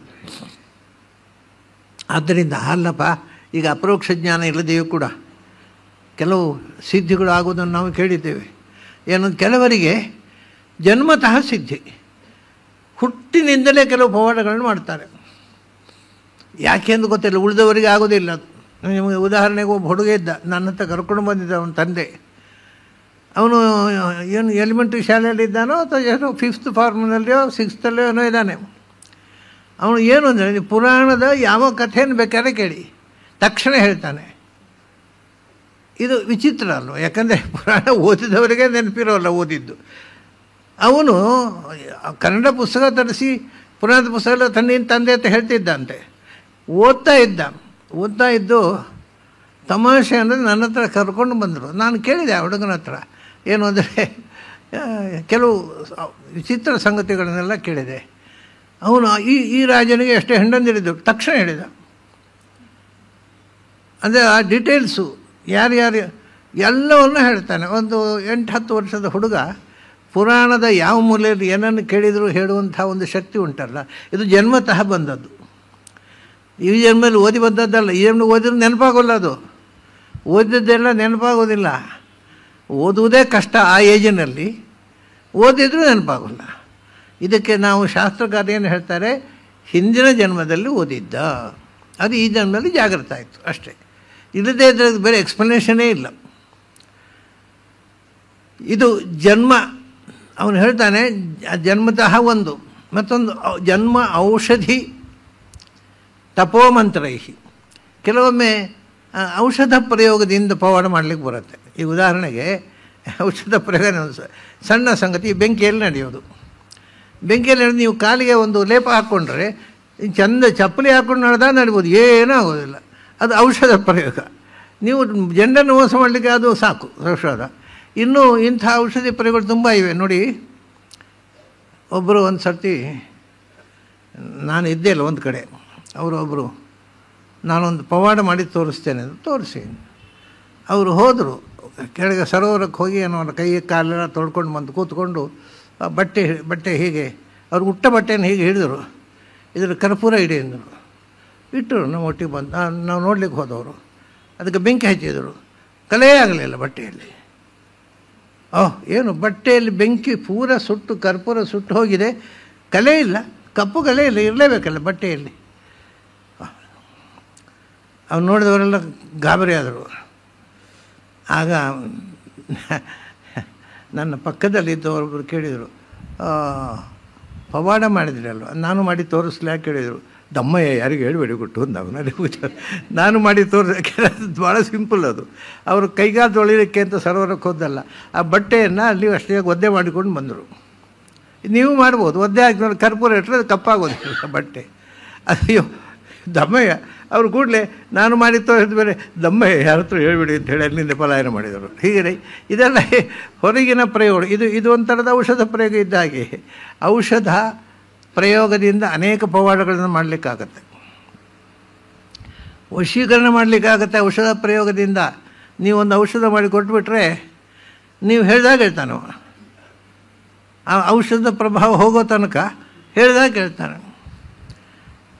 ಆಮೇಲೆ ಮತ್ತೊಂದು ಜನ್ಮ ಔಷಧ ತಪಸ್ಸು, ಇದು ಬೇರೆ. ಇದು ಒಂದು ರೀತಿಯಿಂದ ತಪಸ್ಸು ಮಾಡಿ, ನಾನು ಹೇಳಿದ್ನಲ್ಲ ಹಿಮಾಲಯದಲ್ಲಿ ಕೆಲವರು ಹೂವಿನ ಬಣ್ಣ ಬದಲಿಸುವುದು ಈಗಲೂ ಮಾಡೋರಿದ್ದಾರೆ. ಅದೆಲ್ಲ ಅವರು ತಪಸ್ಸಿನಿಂದ ಸಾಧಿಸಿದ್ದು, ಅದರ ದಂಡ, ಅದು ಏನು ಉಪಯೋಗ ಇಲ್ಲ. ಆಮೇಲೆ ಕೆಲವು ಮಂತ್ರವಾದದಿಂದಲೂ ಕೆಲವು ಪವಾಡಗಳನ್ನು ಮಾಡಬಹುದು. ಆದರೆ ಇದು ಯಾವುದೂ ಕೂಡ ಯಾವತೀ ಇಹ ಸಿದ್ಧಯ, ಈ ತಪಸ್ಸಿನಿಂದ ಆಮೇಲೆ ಕೆಲವು ಸಹಜವಾಗಿ ತಪಸ್ಸಿನಿಂದ, ಮಂತ್ರದಿಂದ, ಔಷಧಿಯಿಂದ ಎಷ್ಟೆಷ್ಟು ಸಿದ್ಧಿಗಳಾಗ್ತವೆ. ಯೋಗೇನ ತಾಹ, ಅದೆಲ್ಲವೂ ಯೋಗೇನ ಆಪ್ನೋತಿ ತಾಸ್ ಯೋಗೇನ ಆಪ್ನೋತಿ ತಾಸ್ ಸರ್ವ, ಅದೆಲ್ಲವನ್ನು ಭಗವಂತನಲ್ಲಿ ಮನಸ್ಸಿಟ್ಟು ಧ್ಯಾನ ಮಾಡಿದರೆ ಆಗುತ್ತೆ. ಅದಕ್ಕಿಂತೆಲ್ಲ ಈಗ ಗಿಮಿಕ್ಸ್ ಬೇಕಿಲ್ಲ. ನೀವು ಮದ್ದು, ಟ್ರಿಕ್ಸು, ಅದು ಮ್ಯಾಜಿಕ್ ಅಲ್ಲ ಅದು. ಆದರೆ ಅದು ಎಲ್ಲರಿಗೂ ಆಗೋದಿಲ್ಲ ಅಂತ ಹೇಳಿದ್ರು. ಯೈಹಿ ಯೋಗಗತಿಂ ರಚೇತ್, ಯಾರ್ಯಾರೋ ಹಿಂದೆ ಯಾರ್ಯಾರೋ ಕೆಲವರಿಗೆ ಜನ್ಮತಃ ಇರುತ್ತೆ. ಅದು ಇರಲಿ, ನನಗೂ ಬರೋಲ್ಲ ಅದು. ನೀವು ಹಿಂದಿನ ಜನ್ಮದಲ್ಲಿ ಅದನ್ನು ಪೂರ್ತಿ ಅಧ್ಯಯನ ಮಾಡಿದ್ದರೆ ಮತ್ತು ಅದನ್ನು ನೆನಪಿಟ್ಟುಕೊಂಡರೆ ಅದು ನಮ್ಮ ಕೈಯಲ್ಲಿಲ್ಲ, ಮಾಡ್ಬೋದು. ಆಮೇಲೆ ಹಾಗೆ ಔಷಧ, ತಪಸ್ಸು, ಮಂತ್ರ, ಇದೆಲ್ಲವೂ ಯಾರೋ ಕೆಲವರಿಗೆ ಕೆಲವು ಸಂದರ್ಭದಲ್ಲಿ ಕೆಲವು ಸಿದ್ಧಿಗಳನ್ನು ಮಾಡಿಕೊಳ್ಳಿಕ್ಕೆ ಉಪಯೋಗ ಬೀಳುತ್ತೆ ಹೊರತು ಅವುಗಳಿಂದ ಪೂರ್ಣ ಸಿದ್ಧಿ ಮಾಡಿಕೊಳ್ಳಿಕ್ಕೆ ಬರೋದಿಲ್ಲ. ಕೆಲವೇ ಈಗ ಜನ್ಮಸ್ಮೃತಿಯಿಂದ ಎಲ್ಲ ಬರೋದಿಲ್ಲ, ಯಾವುದೋ ಕೆಲವು ನೆನಪಾಗುತ್ತೆ. ಆಮೇಲೆ ಔಷಧವೂ ಅಷ್ಟೇ, ಎಲ್ಲ ವಿಧದ ಔಷಧದಿಂದ ಇದನ್ನು ಮಾಡಲಿಕ್ಕೆ ಬರೋದಿಲ್ಲ. ಕೆಲವು ಔಷಧಗಳಿದೆ, ಅದನ್ನು ಮಾಡಿ ಜನರನ್ನು ಗಾಬರಿಗೊಳಿಸ್ಬೋದು. ಆದರೆ ಯೈಹಿ ಅಂತ ಯಾರೋ ಕೆಲವರಿಗೆ ಎಲ್ಲರಿಗೂ ಸಿದ್ಧಿ ಮಾಡಲಿಕ್ಕೆ ಬರೋದಿಲ್ಲ ಇಂಥ ಪ್ರಯೋಗಗಳಿಂದ. ಅದು ಯಾವುದರಿಂದ? ಯೋಗೇನ ಆಪ್ನೋತಿ ತಾ ಸರ್ವಾಹ, ಮನಸ್ಸನ್ನು ಭಗವಂತನಲ್ಲಿ ನೆಲೆಗೊಳಿಸಿದವನು ಅದು ಎಲ್ಲವನ್ನೂ ಮಾಡಬಲ್ಲ. ಆದರೆ ಯಾರು ಮನಸ್ಸನ್ನು ನೆಲೆಗೊಳಿಸ್ತಾನೋ ಅವನಿಗೆ ಅದು ಬೇಡವಾಗಿದೆ ಮಾಡುವುದು. ತಮಾಷೆ ಅಂದರೆ ಭಗವಂತನಲ್ಲಿ ಮನಸ್ಸು ಹಿಡಿದವರಿಗೆ ಅದು ಬೇಕು, ಯಾರಿಗೆ ಆಗತ್ತೆ ಅವರಿಗೆ ಅದು ಬೇಡ ಆಗಿದೆ.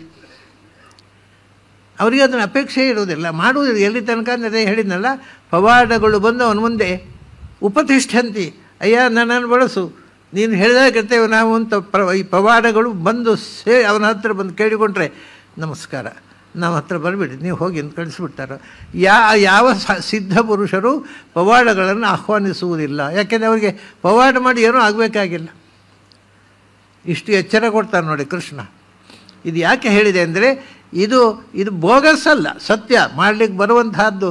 ಇದು ಪವಾಡ ಅಲ್ಲ, ಇದು ಸಹಜ ಸಿದ್ಧಿ, ಸ್ವಾಭಾವಿಕವಾದ ಸಂಗತಿ. ಆದರೆ ಒಬ್ಬ ಸಾಧಕ ಇದನ್ನು ಮಾಡಲಿಕ್ಕೆ ಹೋಗೋ ಅಗತ್ಯ. ಯಾಕೆಂದರೆ ಇದರಲ್ಲಿ ಆತ್ಮೋದ್ಧಾರಕ್ಕೆ ಯಾವ ಉಪಯೋಗವೂ ಇಲ್ಲ. ಇಷ್ಟು ಸ್ಪಷ್ಟವಾಗಿ ಹೇಳಿ ಇಲ್ಲಿಗೆ ನಾವು ಆ ಪವಾಡದ ಬಗ್ಗೆ, ಸಿದ್ಧಿಗಳ ಬಗ್ಗೆ ಕೃಷ್ಣ ಹೇಳಿದಂಥ ಪೂರ್ತಿ ವಿಷಯವನ್ನು ನೋಡಿದೆವು. ಮುಂದೆ ಗೀತೆಯಲ್ಲಿ ಬರುವಂಥ ವಿಷಯಕ್ಕೆ ಬರ್ತಾನೆ. ವಿಭೂತಿ ಅಧ್ಯಾಯ ಗೀತೆಯಲ್ಲಿದೆ. ಅದು ಅಂದರೆ ಭಗವಂತನ ವಿಭೂತಿ ರೂಪಗಳು ಅಂತ. ವಿಭೂತಿ ರೂಪಗಳು ಅಂದರೆ ಒಂದು ಗುಂಪಿನಲ್ಲಿರ್ತಕ್ಕಂಥ ವಸ್ತುವಿನಲ್ಲಿ, ಒಂದೇ ಗುಂಪಿನಲ್ಲಿ ಯಾವುದೋ ಒಂದು ವಿಶೇಷ ಯೋಗ್ಯತೆ ಉಳ್ಳದ್ದಾದರೆ ಅದು ಭಗವಂತನ ವಿಭೂತಿ ಅಂತ. ಯದ್ಯದ್ ವಿಭೂತಿವತ್ ಸತ್ವಂ ಶ್ರೀಮದ್ ಊರ್ಜಿತಮೇವ. ಈಗ ಮನುಷ್ಯರು, ಎಲ್ಲರೂ ಮನುಷ್ಯರು.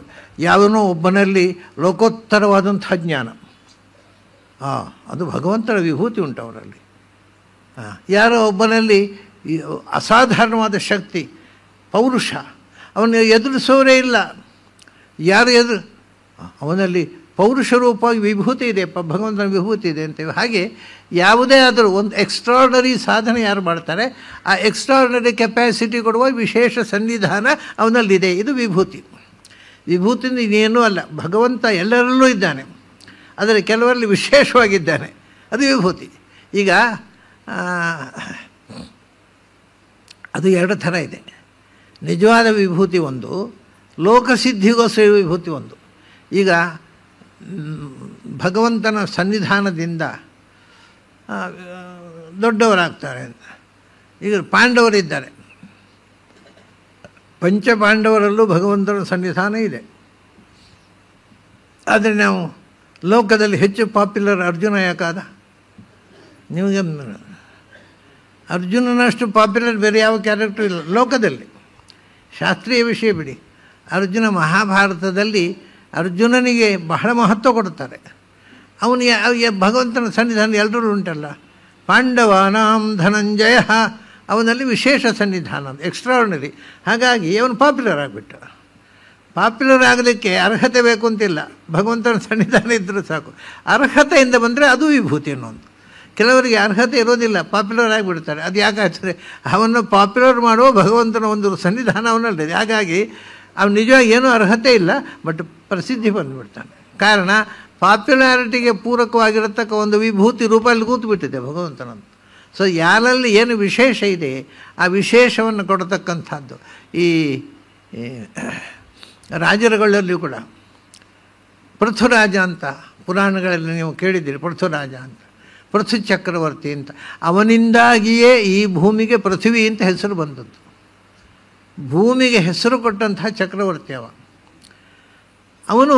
ಅವನಿಗೇನು ಅಂದರೆ ಇವೆಲ್ಲ ಚಕ್ರವರ್ತಿಗಳಾಗಿ ಹೋಗಿದ್ದಾರೆ. ಆದರೆ ಪೃಥು ಚಕ್ರವರ್ತಿಯಷ್ಟು ಸಾಧನೆ ಮಾಡಿದವರು ಯಾರೂ ಇಲ್ಲ. ಅವನ ಹೆಸರು ಉಲ್ಲೇಖ ಬಂದಷ್ಟು ಪುರಾಣಗಳಲ್ಲಿ ಬೇರೆ ಯಾರದ್ದು ಬರೋದಿಲ್ಲ. ಯಾಕೆ ಅಂದರೆ ಅವನಲ್ಲಿ ಭಗವಂತನ ವಿಶೇಷ ಸನ್ನಿಧಾನ ಇತ್ತು. ಬೇರೆಯವರಲ್ಲಿ ಎಷ್ಟಿದೆ ಅದಕ್ಕಿಂತ ಹೆಚ್ಚು ಸನ್ನಿಧಾನ ಅವನಲ್ಲಿತ್ತು. ಆದ್ದರಿಂದ ಅವನು ಅದನ್ನು ಮಾಡುವುದು ಸಾಧ್ಯ ಆಯಿತು. ಅವ್ರಿಗೆ ಕ್ಷತ್ರಿಯರಲ್ಲಿ ವಿಶೇಷ ಸನ್ನಿಧಾನ ಇರುವ ರೂಪಗಳಿಗೆ ರಾಜರಾಜೇಶ್ವರ ಅಂತ ಭಗವಂತನ ರೂಪ ಅದು ಅವರಲ್ಲಿ ಇದೆ. ಅದು ಅಲ್ಲದೆ ಅವನಿಗೆ ವಿಶೇಷವಾಗಿ ಪೃಥ್ವಿನಲ್ಲಿ ಪೃಥುನಾಮಕ ರೂಪವೇ ಸೇರಿ ಅವನನ್ನು ಉದ್ಧಾರ ಮಾಡಿದೆ. ಹೀಗೆ ವಿಭೂತಿ ಎಂದರೆ ಆ ಗುಂಪಿನಲ್ಲಿ ಇನ್ನೊಬ್ಬರಿಗಿಂತ ವೈಶಿಷ್ಟ್ಯವನ್ನು ಕೊಡ್ತಕ್ಕಂತಹ ಭಗವಂತನ ವಿಶೇಷ ರೂಪ. ಅದನ್ನು ಮಾತ್ರ ತಿಳ್ಕೋಬೇಕು ನಾವು. ಯಾಕೆಂದರೆ ಎಲ್ಲಿ ವಿಭೂತಿ ಇದೆ ಅಲ್ಲಿ ಬೆನ್ನು ಹತ್ತಬೇಕು. ಅದು ಯಾಕೆಂದರೆ ಅವರ ಅರ್ಹತೆಯನ್ನು ನಾವು ಉಪಯೋಗಿಸ್ಕೊಳ್ಬೇಕು ಅಂತ ಹೇಳೋ ಮಾತನ್ನು ಹೇಳೋದಕ್ಕೋಸ್ಕರ ವಿಭೂತಿ ಅಧ್ಯಾಯ ಗೀತೆಯಲ್ಲಿ ಬಂದಿದೆ. ಅದನ್ನು ಕೃಷ್ಣ ಇದರಲ್ಲೂ ಹೇಳ್ತಾನೆ, ವಿಭೂತಿ ಅಧ್ಯಾಯವನ್ನು ಇದರಲ್ಲೂ ಹೇಳ್ತಾನೆ. ಇದರಲ್ಲಿ ಹೇಳುವಾಗ ಹೇಳ್ತಾನೆ, ಅಹಮಾತ್ಮ ಉದ್ಧವ ಅಮೀಷಾಂ ಭೂತಾನಾಂ ಸಕೃತ್ ಈಶ್ವರ ಅಹಂ ಸರ್ವಾಣಿ ಭೂತಾನಿ ತೇಷಾಂ ಸ್ಥಿತಿ ಉದ್ಭವ ಅಪ್ಯಯ. ಅವನು ಹೇಳ್ತಾನೆ, ಅಹಮಾತ್ಮ ಉದ್ಧವ ಅಹಮಾತ್ಮ ಅಮೀಷಾಂ ಭೂತಾನಾಂ, ಈ ಎಲ್ಲ ಜೀವಗಳಿಗೂ ಒಳಗೆ ಇರತಕ್ಕಂಥ ಅಂತರ್ಯಾಮಿ ನಾನು ಅಂತ. ಆತ್ಮ ಅಂತಂದರೆ ಈಗ ನೋಡಿ, ಆತ್ಮ ಅಂದರೆ ಅಂತರ್ಯಾಮಿ ಅಂತ ಅರ್ಥ, ಸ್ವಾಮಿ ಅಂತ ಅರ್ಥ, ನಿಯಾಮಕ ಅಂತ ಅರ್ಥ, ಒಳಗಿದ್ದು ನಿಯಂತ್ರಿಸುವುದು ಅಂತ. ಅಂದರೆ ಆತ್ಮ ಅನ್ನೋದಕ್ಕೆ ಆದತ್ತೆ ಆದಯತಿ ಚ ಸ್ವೀಕರಿಸ್ತಾನೆ, ಆದಯತಿ ಆದಯತಿ ಅತ್ತಿ ಅಲ್ಲ ಆದಯತಿ. ಅವನು ತಿನ್ನಬೇಕಾದ ನನಗೆ ಮಗುವನ್ನು ತಾಯಿ ತಿನ್ನಿಸ್ತಾಳೆ, ತಿನ್ನಲಿಕ್ಕೆ ಆಗೋದಿಲ್ಲ. ಅದರಿಂದ ಮಗುವಿಗೆ ಆತ್ಮ ತಾಯಿ. ಆತ್ಮ ಅಂದರೆ ಸ್ವರೂಪ ಅಂತ ಅರ್ಥ ಒಂದೇ ಅಲ್ಲ, ಅನೇಕ ಅರ್ಥಗಳಿದೆ ಸಂಸ್ಥೆಯಲ್ಲಿ. ಅಂದರೆ ಹೇಳ್ತಾರೆ, ನಾನು ನಿಮ್ಮನ್ನು ಹುಟ್ಟಿಸಿದವನು, ನಾನು ನೀವು ತಿನ್ನಬೇಕಾದಂಥ ಆಹಾರ ಕೊಟ್ಟವನು, ನಾನು ತಿನ್ನಬೇಕಾದ್ದನ್ನು ತಿನ್ನಿಸೋವನು ನಾನು. ಅದು ತಾಯಿ ಮಾಡ್ತಾಳೆ. ಅದರಿಂದ ನಾನು ಈ ಎಲ್ಲ ಭೂತಗಳಿಗೆ, ಭೂತ ಅಂತಂದರೆ ಜೀವಜಾತಗಳು, ಎಲ್ಲ ಬಗೆಯ ಜೀವಗಳಿಗೂ ನಾನು ಆತ್ಮ. ಅಂದರೆ ಅದನ್ನು ಸ್ವೀಕಾರ ಮಾಡಿ ಅದರೊಳಗಿದ್ದು ಅದನ್ನು ನಿಯಂತ್ರಿಸಿ ಅದಕ್ಕೆ ಬೇಕಾದ್ದನ್ನು ಕೊಟ್ಟು ಅದರ ಬೆಳವಣಿಗೆಗೆ ಪೋಷಕವಾದ ಶಕ್ತಿ ನಾನು. ಈಗ ಉದಾಹರಣೆ ನೋಡಿ, ನೊಣಗಳಿವೆ, ಎಲ್ಲ ನೊಣಗಳು ನೊಣಗಳೇ. ಅದರಲ್ಲಿ ಜೇನು ನೊಣ, ಅದಕ್ಕೆ ಒಂದು ವಿಶೇಷ ಶಕ್ತಿ ಇದೆ. ಏನು ಅಂದರೆ ಎಲ್ಲ ಹೂಗಳಿಗೆ ಹೋಗಿ ಅಲ್ಲಿ ಮಕರಂದ ತೆಗೆದು ಅದರದ್ದು ಜೇನು ಕ್ರಿಯೇಟ್ ಮಾಡುತ್ತೆ. ಇದು ಇವತ್ತು ವಿಜ್ಞಾನಿಗಳಿಗೂ ಗೊತ್ತಿಲ್ಲ, ಅದು ಗೊತ್ತಿದೆ. ಇದು ಯಾರು ಕೊಟ್ಟದ್ದು? ಜೇನು ನೊಣ ಇವತ್ತು ಜೇನು ಮಾಡಿದ್ದನ್ನು ತಿನ್ನಲಿಕ್ಕೆ ಗೊತ್ತಿದೆ ನಮಗೆ ಜೇನು ಮಾಡಲಿಕ್ಕೆ ಬರೋಲ್ಲ. ಅದು ಮಾಡಿಟ್ಟದನ್ನು ತಿಂತೇವೆ ಅಷ್ಟೇ. ಯಾವ ವಿಜ್ಞಾನಿಗೂ ಮಾಡಲಿಕ್ಕಾಗದ ಜೇನನ್ನು ಆ ಹುಳುಗಳು ಹೇಗೆ ಮಾಡಿದವು? ಅದಕ್ಕೆ ಆ ಶಕ್ತಿ ಕೊಡುವಂಥ ಭಗವಂತ ಅಲ್ಲಿ ಕೂತ್ಬಿಟ್ಟ, ಆಯಿತು. ಅದೇ ಹೇಳ್ದವನು, ಅಹಮಾತ್ಮ ಎಲ್ಲರ ಒಳಗಿದ್ದು ಅವರ ವೈಶಿಷ್ಟ್ಯವನ್ನು ಕೊಡ್ತಕ್ಕವ ನಾನು. ಏನು ಬರೀ ಆತ್ಮ ಅಲ್ಲಪ್ಪ, ಅವನೇ ನಾನು ಅಂತ ಯಾಕೆ ಹೇಳುವ? ಇಲ್ಲ, ಮುಂದೆ ಕೇಳಿ. ಭೂತಾನಾಂ, ಅವನೇನು ಅಮೀಷಾಂ ಭೂತಾನಾಂ ಸುಹೃದೀಶ್ವರ. ನಾನು ಯಾಕೆ ಆತ್ಮ ಅಂದರೆ ನಾನು ಅವರ ಗೆಳೆಯ. ಪ್ರತಿಯೊಬ್ಬ ಜೀವನಿಗೆ ನಾನು ಗೆಳೆಯ, ಅವರ ಅತ್ಯಂತ ಹತ್ತಿರದ ಗೆಳೆಯ ನಾನು. ಸುವರ್ಣ ಸಯುಜ ಸಖಾಯ. ಎರಡು ಹಕ್ಕಿಗಳು ಒಂದಕ್ಕೊಂದು ಎಣೆವಕ್ಕಿಗಳು, ಗೆಳೆತನದ ಹಕ್ಕಿಗಳು ಅಂತ ಏನು ಉಪನಿಷತ್ನಲ್ಲಿದೆ, ವೇದದಲ್ಲಿದೆ. ಅವನ ಜೊತೆಗೆ ಅವನ ಬಿಡದೆ ಸಲಹತಕ್ಕಂಥ ಸಖ ಅಂದರೆ ಗೆಳೆಯ. ನಾನು ಎಲ್ಲರಿಗೂ ಗೆಳೆಯ, ನನಗೆ ಯಾರೂ ನಮೇ ದ್ವೇಷ್ಯ, ಮತ್ತು ನಾನು ಯಾರನ್ನೂ ವಿರೋಧಿಸುವುದಿಲ್ಲ, ನನಗೆಲ್ಲರೂ ಗೆಳೆಯರು. ಅಂದರೆ ಕೆಲವರಿಗೆ ಸುಖ ಕೊಡ್ತೀವಿ, ಕೆಲವರು ಕಷ್ಟ ಕೊಡ್ತೀವಿ, ಅದು ಅವರವರು ಏನು ಮಾಡ್ತಾರೋ ಅದಕ್ಕೆ ರಿಯಾಕ್ಷನ್ ಅಷ್ಟೇ. ನಾನು ಯಾರನ್ನು ನನ್ನವರು ನನಗೆ ಆಗದವರಂತ ವಿಭಾಗ ನನ್ನಲ್ಲಿಲ್ಲ. ಅಂದರೆ ಎಲ್ಲರಿಗೂ ನಾನು ಗೆಳೆಯ. ಅದನ್ನೇ ನೋಡಿ, ಗೆಳೆಯ ಆಗಬೇಕಾದ್ರೆ ಎರಡು ಇರಬೇಕು. ಎಲ್ಲ ಭೂತಗಳು ನಾನೇ ಆದರೆ ನನಗೆ ನಾನೇ ಗೆಳೆಯ ಅಂತ ಹೇಳಲಿಕ್ಕಾಗತ್ತಾ? ಅಷ್ಟೇ ಅಲ್ಲ, ಗೆಳೆಯ ಅಷ್ಟೇ ಅಲ್ಲ, ಈಶ್ವರ ಅಂದರೆ ಅವರ ಒಡೆಯ. ಒಂದು ಗೆಳೆಯ, ನಾನು ಎಲ್ಲರ ಗೆಳೆಯ, ಎಲ್ಲರ ಒಡೆಯ. ಈಶ್ವರ ಅಂದರೆ ಈಶ ಐಶ್ವರ್ಯೇ ಅಂದರೆ ಆಮ್ನಿ ಪಟೆಂಟ್ ಅಂತೀವಲ್ಲ ಇಂಗ್ಲೀಷ್ನಲ್ಲಿ, ಅದೇ ಈಶ್ವರ ಅಂದರೆ ಸರ್ವಸಮರ್ಥ. ನಾನು ಯಾರನ್ನು ಹೇಗೂ ನಿಯಂತ್ರಿಸ್ತಕ್ಕಂಥ ಒಡೆತನ ನನ್ನಲ್ಲಿದೆ.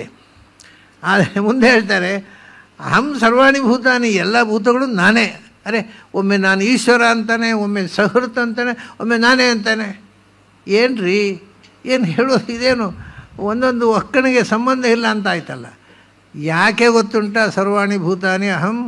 ಯಾಕೆಂದರೆ ತೇಷಾಂ ಸ್ಥಿತ್ಯುದ್ಭವ ಅಪೇಯ, ಅವುಗಳನ್ನು ಹುಟ್ಟಿಸಿದವನು ನಾನು, ಅವುಗಳಿಗೆ ಬದುಕು ಕೊಟ್ಟವನು ನಾನು, ಅವುಗಳನ್ನು ನಾಶ ಮಾಡುವವನು ನಾನು. ಆದ್ದರಿಂದ ಎಲ್ಲವೂ ನಾನು. ಎರಡು ಕೊಟ್ಟ ಎಲ್ಲವೂ ನಾನು ಅಂದರೆ ಎಲ್ಲದರ ಸೃಷ್ಟಿ ಸ್ಥಿತಿ ಸಂಹಾರಗಳಿಗೆ ಕಾರಣನೂ ನಾನು. ಅದು ಭಾಗವತ ವ್ಯಾಖ್ಯಾನ ಮಾಡುತ್ತೆ, ನೀವೇನು ಬೇರೆ ವ್ಯಾಖ್ಯಾನ ಬೇಕಾಗಿಲ್ಲ. ಎಲ್ಲರ ಹುಟ್ಟು ಸಾವುಗಳಿಗೆ ಕಾರಣನಾದವನು ನಾನು. ಆದ್ದರಿಂದ ನಾನು ಎಲ್ಲವೂ. ಎಲ್ಲ ಅಂದರೆ ನಾವು ಹೇಳೋದಿಲ್ವ, ನೀನು ಎಲ್ಲ ನೀನೇಪ್ಪ, ನೀನೇ ಮಾಡಿಕೊಡ್ಬೇಕು. ಯು ಆರ್ ಆಲ್ ಅಂದರೆ ಯು ಆರ್ ಆಲ್ ಪವರ್ಫುಲ್ ಅಂತ ಅರ್ಥ. ಯು ಆರ್ ಆಮ್ನಿಪೊಟೆಂಟ್ ಅಂತ ಅರ್ಥ. ಯು ಆರ್ ಆಲ್ ಅಂದರೆ ನೀ ಎಲ್ಲವೂ ನೀನೇ ಅಂತ ಅರ್ಥವೇ ಇಲ್ಲ, ಯಾವ ಭಾಷೆಯಲ್ಲೂ ಇಲ್ಲ. ಹಾಗೆ ಹೇಳ್ತಾರೆ, ನಾನು ಎಲ್ಲವೂ ಅಂದರೆ ಎಲ್ಲವನ್ನೂ ಮಾಡುವುದು ನಾನೇ, ಅದನ್ನ ಎಲ್ಲವೂ ನಾನೇ. ಅಹಂ ಸರ್ವಾಣಿ ಭೂತಾನಿ. ಯಾಕೆ? ತೇಷಾಂ ಸ್ಥಿತಿ ಉದ್ಭವ ಅಪ್ಯಯ, ಅವುಗಳನ್ನು ಹುಟ್ಟಿಸಿದ್ದು ನಾನು, ಅವುಗಳನ್ನು ಬೆಳೆಸಿದ್ದು ನಾನು, ಕೊನೆಗೆ ಸಾಯಿಸುವನು ನಾನು. ಇದು ಎಕ್ಸ್ಕ್ಲೂಸಿವ್ ಕ್ವಾಲಿಟಿ. ಯಾಕೆ ಇದನ್ನು ಹೇಳ್ತಾರೆ ಅಂದರೆ, ಯಾರು ಹುಟ್ಟಿಸಿದ್ದಾರೋ ಅವರು ಸಾಯಿಸೋಲ್ಲ, ಮನಸ್ಸು ಕೇಳೋಲ್ಲ. ನಾವೇ ನಟ್ಟ ಗಿಡವನ್ನು, ಅದು ಕಾಳಿದಾಸ ಹೇಳ್ತಾನೆ, ಸ್ವಯಂ ವಿಷವಕ್ಷೋಭಿ ಸಂವರ್ಧ್ಯ, ನಾವೇ ಒಂದು ಗಿಡ ನಟ್ಟೆವು, ಅದು ವಿಷದ ಮರ ಅಂತ ಗೊತ್ತಾಯ್ತು. ಮತ್ತೆ ಅದರ ಹಣ್ಣು ತಿಂದು ಸಾಯ್ತಾನೆ. ಆದರೂ ಕೂಡ ಕಡಿಲಿಕ್ಕೆ ಮನಸ್ಸು ಬರೋದಿಲ್ಲ. ಯಾಕಂದರೆ ನಾನು ನಟ್ಟದ ಮರ, ಹೇಗೆ ಅದನ್ನು ಕಡಿಯೋದು? ನಾನೇ ವಿಷದ ಮರ, ಅದು ನಾನೇ ಕೈಯಾರೆ ನಟ್ಟದ್ದನ್ನು ಹೇಗೆ ಕೊಯ್ಯೋದು? ಅಂದರೆ ಅಲ್ಲಿ ಮನುಷ್ಯನಿಗೊಂದು ನಾನು ಹುಟ್ಟಿಸಿದ್ದು ಅನ್ನೋದು ಅಟ್ಯಾಚ್ಮೆಂಟ್ ಇದೆ. ಅವನು ನಿರ್ದಯವಾಗಿ ಇವರೆಲ್ಲ ಏನು ಇವತ್ತೆಲ್ಲ ಕೊಲ್ಲುವುದನ್ನು ಒಂದು ಧರ್ಮ ಅಂತ ಮಾಡಿದ್ದಾರಲ್ಲ, ನಿರ್ದಯವಾಗಿ ಕೊಲ್ತಾರೆ. ನೋಡು, ಅವ್ರ ಮಗನನ್ನು ಕೊಲ್ಲಿ, ಊರಿನ ಮಕ್ಕಳನ್ನೆಲ್ಲ ಕೊಲ್ತಾರಲ್ಲ, ಅವನ ಮಗನನ್ನು ಕೊಲ್ಲಿ. ಹಾಗೆ ಅವ್ರಿಗೇನು ಕೊಲ್ಲುವುದು ಅಂದರೆ ಒಂದು ಆಟ ಅಲ್ವ? ಮಗನನ್ನು ಕೊಲ್ಲಿ. ನನ್ನ ಮಗನ ನಾನು ಕೊಡೋದು ಅಂದರೆ ಇವತ್ತು ಯಾರು ಇನ್ಯಾರು ಕೊಡು, ಬೇರೆ ಬಂದು ಕೊಲ್ಲಬೇಕಾ? ಕಾರಣ ಅಂದರೆ ನಾನು ಅಂತ ಒಂದು ಬಂದುಬಿಟ್ರೆ ನನ್ನದು ಅಂತ ಕೊಲ್ಲಿಕ್ಕೆ ಆಗೋದಿಲ್ಲ. ಇದು ನನ್ನ ಮಗು. ಆ ಮಗುವಿಗೆ ಬಾಯಿ ಬರದೇ ಇರಬಹುದು, ಅದು ಪೆದ್ದ ಇರಬಹುದು, ಏನೂ ಇರ್ಬೋದು, ಅದು ನನ್ನ ಮಗನ ಕೈ ಮಗು ಅಂತ ಒಪ್ಪಿಕೊಂಡು ಅದನ್ನು ಒದ್ದಾಡಪಟ್ಟು ಅದನ್ನು ಬೆಳೆಸಲಿಕ್ಕೆ ನೋಡ್ತಾಳೆ. ಅದಕ್ಕೆ ಏನು ಕೊರತೆ ಇದೆ ಅಂತ ತುಂಬಿಸಲಿಕ್ಕೆ ಪ್ರಯತ್ನ ಮಾಡ್ತಾರೆ ತಂದೆ ತಾಯಿ ಹೊರತು ಅದಕ್ಕೆ ಬಾಯಿ ಬರೋಲ್ಲ. ಅದು ಚೆನ್ನಾಗಿಲ್ಲ, ಅದು ಸಾಯಿಲಿ ಅಂತ ಯಾವ ತಂದೆಯ ತಾಯಿಯೂ ಅನಿಸೋದಿಲ್ಲ. ಭಗವಂತನದ ಒಂದು ವಿಶೇಷ, ಅವನೇ ಹುಟ್ಟಿಸೋದು, ಅವನೇ ಸಾಯಿಸೋದು. ಇದು ಬೇರೆ ಯಾರಲ್ಲೂ ಇಲ್ಲ. ಯಾರು ಹುಟ್ಟಿಸ್ತಾರೋ ಅವರು ಸಾಯಿಸೋಲ್ಲ. ಈ ಪತ್ವ ಹೊಡಿಸೋರಿದ್ದಾರಲ್ಲ, ಅವ್ರು ಯಾರ್ಯಾರ್ದು ಮಕ್ಕಳನ್ನು ಸಾಯಿಸೋರು, ಅವ್ರು ತಮ್ಮ ಮಕ್ಕಳನ್ನು ಸಾಯಿಸೋಲ್ಲ ಅವರು. ಅಂದರೆ ಇದನ್ನು ಒಪ್ಪದವರನ್ನು ಕೊಲ್ಲಿರಿ ಅಂತ ಹೇಳುವಂಥ ಒಂದು ಧರ್ಮ ಉಂಟಲ್ಲ, ಧರ್ಮವೇ ಅಲ್ಲ ಅದು. ಯಾಕೆಂದರೆ ಮನುಷ್ಯ ನಮಗೆ ನಾವು ಬಯಸಿದ್ದನ್ನು ಸೃಷ್ಟಿಸುವ ಹಕ್ಕಿಲ್ಲ, ಅದನ್ನು ನಾವು ಬಯಸೋದನ್ನು ಸಾಯಿಸುವ ಹಕ್ಕು ಇಲ್ಲ. ಅಂದರೆ ಈ ಸಾಯಿಸಿ ಇನ್ನೊಬ್ಬರನ್ನು ನಮಗಾಗದವ್ರನ್ನ ಕೊಂದು ಬಿಡಿ ಅನ್ನತಕ್ಕಂಥ ಒಂದು ವಾದ ಏನಿದೆ ಇವತ್ತು ವ್ಯಾಪಕವಾಗಿ ಬೆಳೆದಿದೆ. ಅದು ದೇಶಾದ್ಯಂತ, ಈ ಪ್ರಪಂಚಾದ್ಯಂತ ಬೆಳೆದಿದೆ. ಆದರೆ ಅದು ಧರ್ಮ ಅಲ್ಲ, ಅದು ರಾಕ್ಷಸಿ ಧರ್ಮ ಅಥವಾ ಅಸುರ ಧರ್ಮ. ಅದು ಮನುಷ್ಯ ಸ್ವಭಾವ ಅಲ್ಲ, ದೇವತಾ ಸ್ವಭಾವ ಅಲ್ಲ, ಅದು ಅಧರ್ಮ. ಅದು ಆದ್ದರಿಂದ ಅದು ಭಗವಂತನಲ್ಲಿ ಮಾತ್ರ ಅವನು ಕೊಲ್ಲುವುದು ಧರ್ಮವೇ ಅವನು. ಯಾಕೆ ಅಂದರೆ ಅವನಿಗೆ ಗೊತ್ತಿದೆ. ಏನು ಅಂದರೆ ನಮಗೆ ಯಾಕೆ ತಪ್ಪಾಗುತ್ತೆ ಗೊತ್ತಾ? ನಾವು ಹುಟ್ಟಿಸಿದ್ದು ಅನ್ನೋ ಭ್ರಮೆ ಇದೆ. ಅದನ್ನು ನಾವು ಸಾಯಿಸೋದ, ನಾವೇ ಹುಟ್ಟಿಸಿದ್ದನ್ನು ಅಂತ. ಆದರೆ ಭಗವಂತನಿಗೆ ಒಂದು ಗೊತ್ತಿದೆ, ಯಾರೂ ಹುಟ್ಟೋದಿಲ್ಲ, ಯಾರೂ ಸಾಯೋದಿಲ್ಲ ಅಂತ. ಮತ್ತು ದುಃಖ ಏನುಂಟದಲ್ಲಿ? ಹುಟ್ಟಿದ್ದನ್ನು ಸಾಯಿಸುವುದು, ಹುಟ್ಟುವುದೇ ಇಲ್ಲ ಯಾವುದು ಕೂಡ. ಯಾವ ವಸ್ತು ಹುಟ್ಟುತ್ತೆ ಹೇಳಿ? ಈಗ ಒಬ್ಬ ಮನುಷ್ಯ ಹುಟ್ಟಿದ ಅಂತ ಹೇಳ್ತೇವೆ. ಹುಟ್ಟಿದ ಅಂದರೆ ಏನರ್ಥ? ಕಣ್ಣಿಗೆ ಕಾಣಿಸಿಕೊಂಡಿತ್ತು ಅಂತ ಅರ್ಥ. ಹುಟ್ಟುವುದು ಅಂದರೆ ಆ ಮಗು ಹುಟ್ಟಿತು ಅಂದರೆ ಆ ತಾಯಿಯ ಹೊಟ್ಟೆಯಲ್ಲಿತ್ತು, ಕಾಣಿಸ್ತಿರ್ಲಿಲ್ಲ, ಈಗ ಕಾಣಿಸಿಕೊಂಡಿತ್ತು, ಒಂದು ಜನಿ ಪ್ರಾದುರ್ಭಾವೇ ಅಷ್ಟೇ. ಬೇರೆ ಹುಟ್ಟುವುದು ಬೇರೆ ಏನಿಲ್ಲ. ಮೊದಲಿತ್ತಲ್ಲ, ಈಗ ಹುಟ್ಟಿತು ನೀವು ಹೇಳುವ ಗಡಿಗೆ ಮುಂಚೆಯೂ 9 ತಿಂಗಳು ತಾಯಿ ಹೊಟ್ಟೆಯಲ್ಲಿತ್ತಲ್ಲ. ತಾಯಿಯ ಹೊಟ್ಟೆಯಲ್ಲಿ ಬರುವ ಮುಂಚೆ ಅದು ಅಟ್ಮಾಸ್ಫಿಯರ್ನಲ್ಲಿತ್ತಲ್ಲ. ಯಾಕಂದರೆ ಅದು ನಾವು ಹಿಪ್ನೋಟೈಸ್ ಮಾಡಿದಾಗ ಹೇಳ್ತಾನೆ, ನೀವು ಎಲ್ಲಿದ್ದಿ? ನಾನೀಗ ಆಕಾಶದಲ್ಲಿದ್ದೇನೆ. ಈಗ ಎಲ್ಲಿದ್ದಿ? ನಾನು ತಾಯಿಯ ಹೊಟ್ಟೆಯಲ್ಲಿದ್ದೇನೆ. ಕ್ಲೀನ್ ಹೇಳ್ತಾನೆ ಅವನು. ಹಾಗಾಗಿ ಅದು ಇತ್ತಲ್ಲ ಮುಂಚೆ.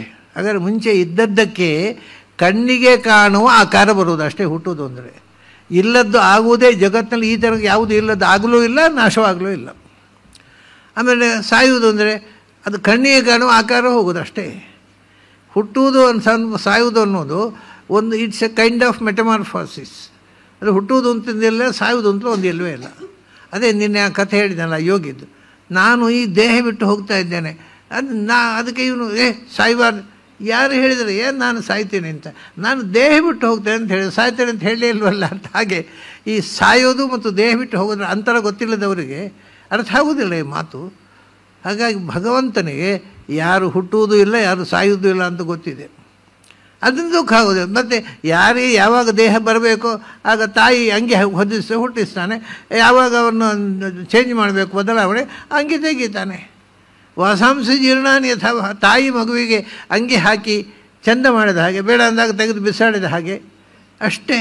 ಅದನ್ನ ಭಗವಂತ ಯಾಕೆ ಅಂಗಿ ಹಾಕಿದಾಗ ತಾಯಿ ಅಳ್ತಾಳ, ಅಂಗಿ ತೆಗೆದಾಗ ತಾಯಿ ಅಳ್ತಾಳ? ಆದರೆ ಭಗವಂತನಿಗೆ ಅಳುವ ಪ್ರಶ್ನೆ ಇಲ್ಲ. ಯಾಕಂದರೆ ಇದು ಸಹಜ ಕ್ರಿಯೆ, ಯಾವುದು ಆಗಬೇಕು ಆಗ್ತಾ ಇದೆ, ಅದು ತಲೆ ಬಿಸಿಯ ಪ್ರಶ್ನೆ ಏನೂ ಇಲ್ಲ.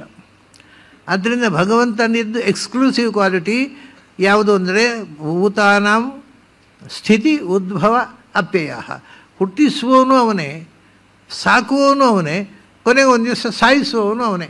ಸಾಯಿಸುವವನು ಅಂತ ನಾವು ಹೇಳೋದಷ್ಟೇ, ವಸ್ತುತಃ ಸಾಯೋದಿಲ್ಲ ನೋಡಿ. ಒಂದು ಹೇಗೆ ಅಂದರೆ ಹುಟ್ಟುವುದು ಅಂದರೆ ಒಂದು ದೇಹದ ಒಳಗೆ ಪ್ರವೇಶಿಸುವುದು ಈ ಜೀವ. ಸಾಯೋದು ಅಂದರೆ ಆ ದೇಹದಿಂದ ಹೊರಗೆ ಹೋಗೋದು, ಮತ್ತು ಇನ್ನೊಂದು ದೇಹಕ್ಕೆ ಹೋಗೋದು ಅಷ್ಟೇ. ಏನು ಹುಟ್ಟುವುದು ಮತ್ತು ಸಾಯುವುದು ಇದಕ್ಕೆ ನಿಜವಾಗಿ ಅರ್ಥ ಏನಿಲ್ಲ. ಒಂದು ಗತ್ಯಂತರ ಅಷ್ಟೇ. ಒಂದು ಸ್ಟೇಷನ್ನಿಂದ ಇನ್ನೊಂದು ಸ್ಟೇಷನ್ಗೆ ಹೋದ ಹಾಗೆ. ಬೆಂಗಳೂರಿನಿಂದ ಮೈಸೂರಿಗೆ ಹೋದಾಗೆ, ಬೆಂಗಳೂರಿನಲ್ಲಿ ಹುಟ್ಟಿದರು, ಮೈಸೂರಲ್ಲಿ ಸತ್ರು ಅಂತ ಹೇಳೋದ? ಮೈಸೂರು ಹೋಗೋದಷ್ಟೇ, ಸಾಯುವ ಕಾರ್ಯಕ್ರಮ ಇಲ್ಲ. ಯಾರೂ ಎಲ್ಲಿಯೂ ಸಾಯುವ ಕಾರ್ಯಕ್ರಮ ಇಲ್ಲ. ಅದನ್ನು ಸ್ಥಿತಿ ಉದ್ಭವ ಅಪ್ಯಯ ಮೂರನ್ನೂ ಮಾಡತಕ್ಕಂಥ ಆದ್ದರಿಂದ ಎಲ್ಲವೂ ನಾನೇ ಅಂತ. ಎಲ್ಲವೂ ಅಂದರೆ ಎಲ್ಲವನ್ನೂ ಮಾಡುವ ನಾನೇ, ಆದ್ದರಿಂದ ನಾನೇ ಎಲ್ಲ ಅಂತ. ಸ್ಥಿತಿ ಉದ್ಭವ ಅಪ್ಯಯ ಅಂತ. ಹೀಗೆ ಒಂದು ಮೊದಲು ಒಂದು ಇದು ವಿಭೂತಿ ಅಧ್ಯಾಯದ ಮೊದಲು ಕೃಷ್ಣ ಹೇಳಿಕೊಂಡದ್ದು. ನಾನು ಎಲ್ಲವನ್ನೂ ಮಾಡ್ತೇನೆ, ಅದು ನಾನು ಎಲ್ಲಕ್ಕೂ ಆತ್ಮ, ಎಲ್ಲವೂ ಹುಟ್ಟುವುದು ಸಾಯುವುದು ಬದುಕುವುದು ನನ್ನಿಂದ. ಆಮೇಲೆ ನೀನು ಏನು ವಿಭೂತಿ ರೂಪದಿಂದ ಯಾರ್ಯಾರಲ್ಲಿ ಹೇಗಿದ್ದೀಯಾ ಅದು ಹೇಳ್ತಾನೆ. ಅವನು ಹೇಳ್ತಾನೆ, ಅಹಂ ಗತಿ ಗತಿಮತಾಂ. ಗತಿ ಅಂದರೆ ಜ್ಞಾನ. ಸಂಸ್ಕೃತದಲ್ಲಿ ಯಾವುದು ಗಮನ ಅನ್ನುವ ಅರ್ಥದ ಶಬ್ದ ಇದೆ, ಅದು ಎಲ್ಲಕ್ಕೂ ಜ್ಞಾನ ಅಂತ ಅರ್ಥ. ಗತಿ ಅಂದರೆ ಹೋಗುವುದು. To go is to understand ಅಷ್ಟೇ. ಹೋಗುವುದು ಅಂದರೆ ತಿಳಿಯುವುದು ಅಂತ ಅರ್ಥ.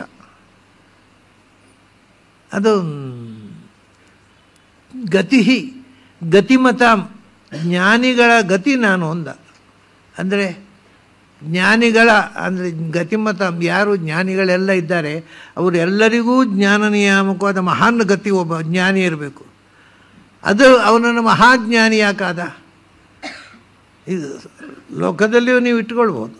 ಅದು ಒಟ್ಟಿಗೆ ಇಡೀ ಬ್ರಹ್ಮಾಂಡ ದೃಷ್ಟಿಯಲ್ಲಿ ಮಹಾಜ್ಞಾನಿ ಚತುರ್ಮುಖ ಬ್ರಹ್ಮ.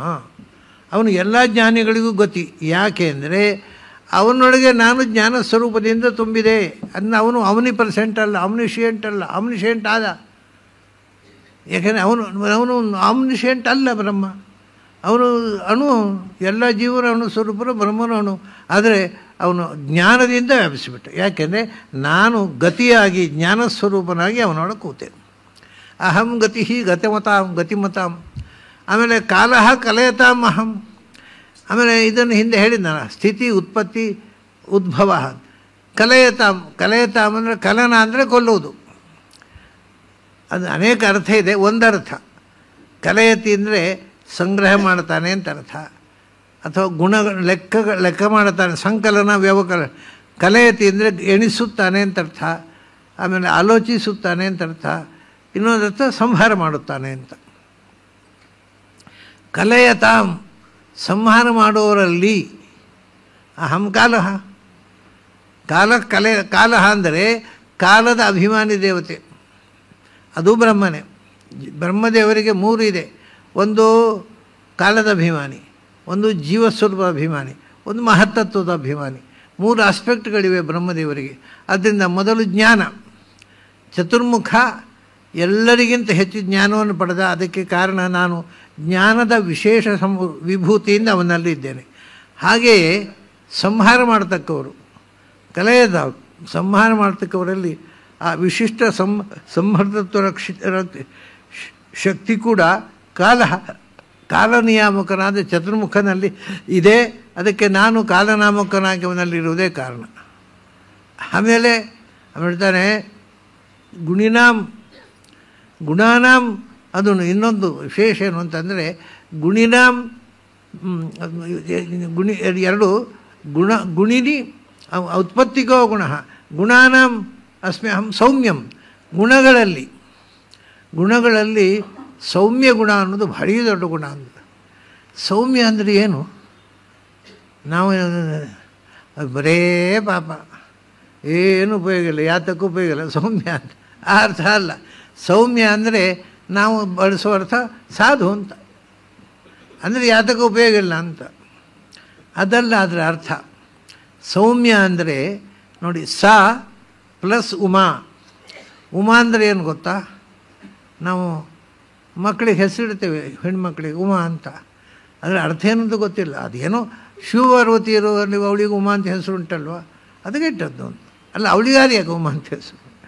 ಯಾರಿಗಾರು ಅದು ಹೆಸರಿಗೊಂದು ಮೀನಿಂಗ್ ಇರಬೇಕಲ್ಲ. ಉಮಾ ಅಂದರೆ ಸಂಸ್ಕೃತದಲ್ಲಿ ಅಬ್ರಿವಿಯೇಷನ್ ಇದು. ಉ ಅಂದರೆ ಉತ್ಕೃಷ್ಟವಾದದ್ದು, ಎಲ್ಲಕ್ಕಿಂತ ಶ್ರೇಷ್ಠವಾದದ್ದು. ಯಾವುದು? ಮಾ ಅಂದರೆ ಜ್ಞಾನ.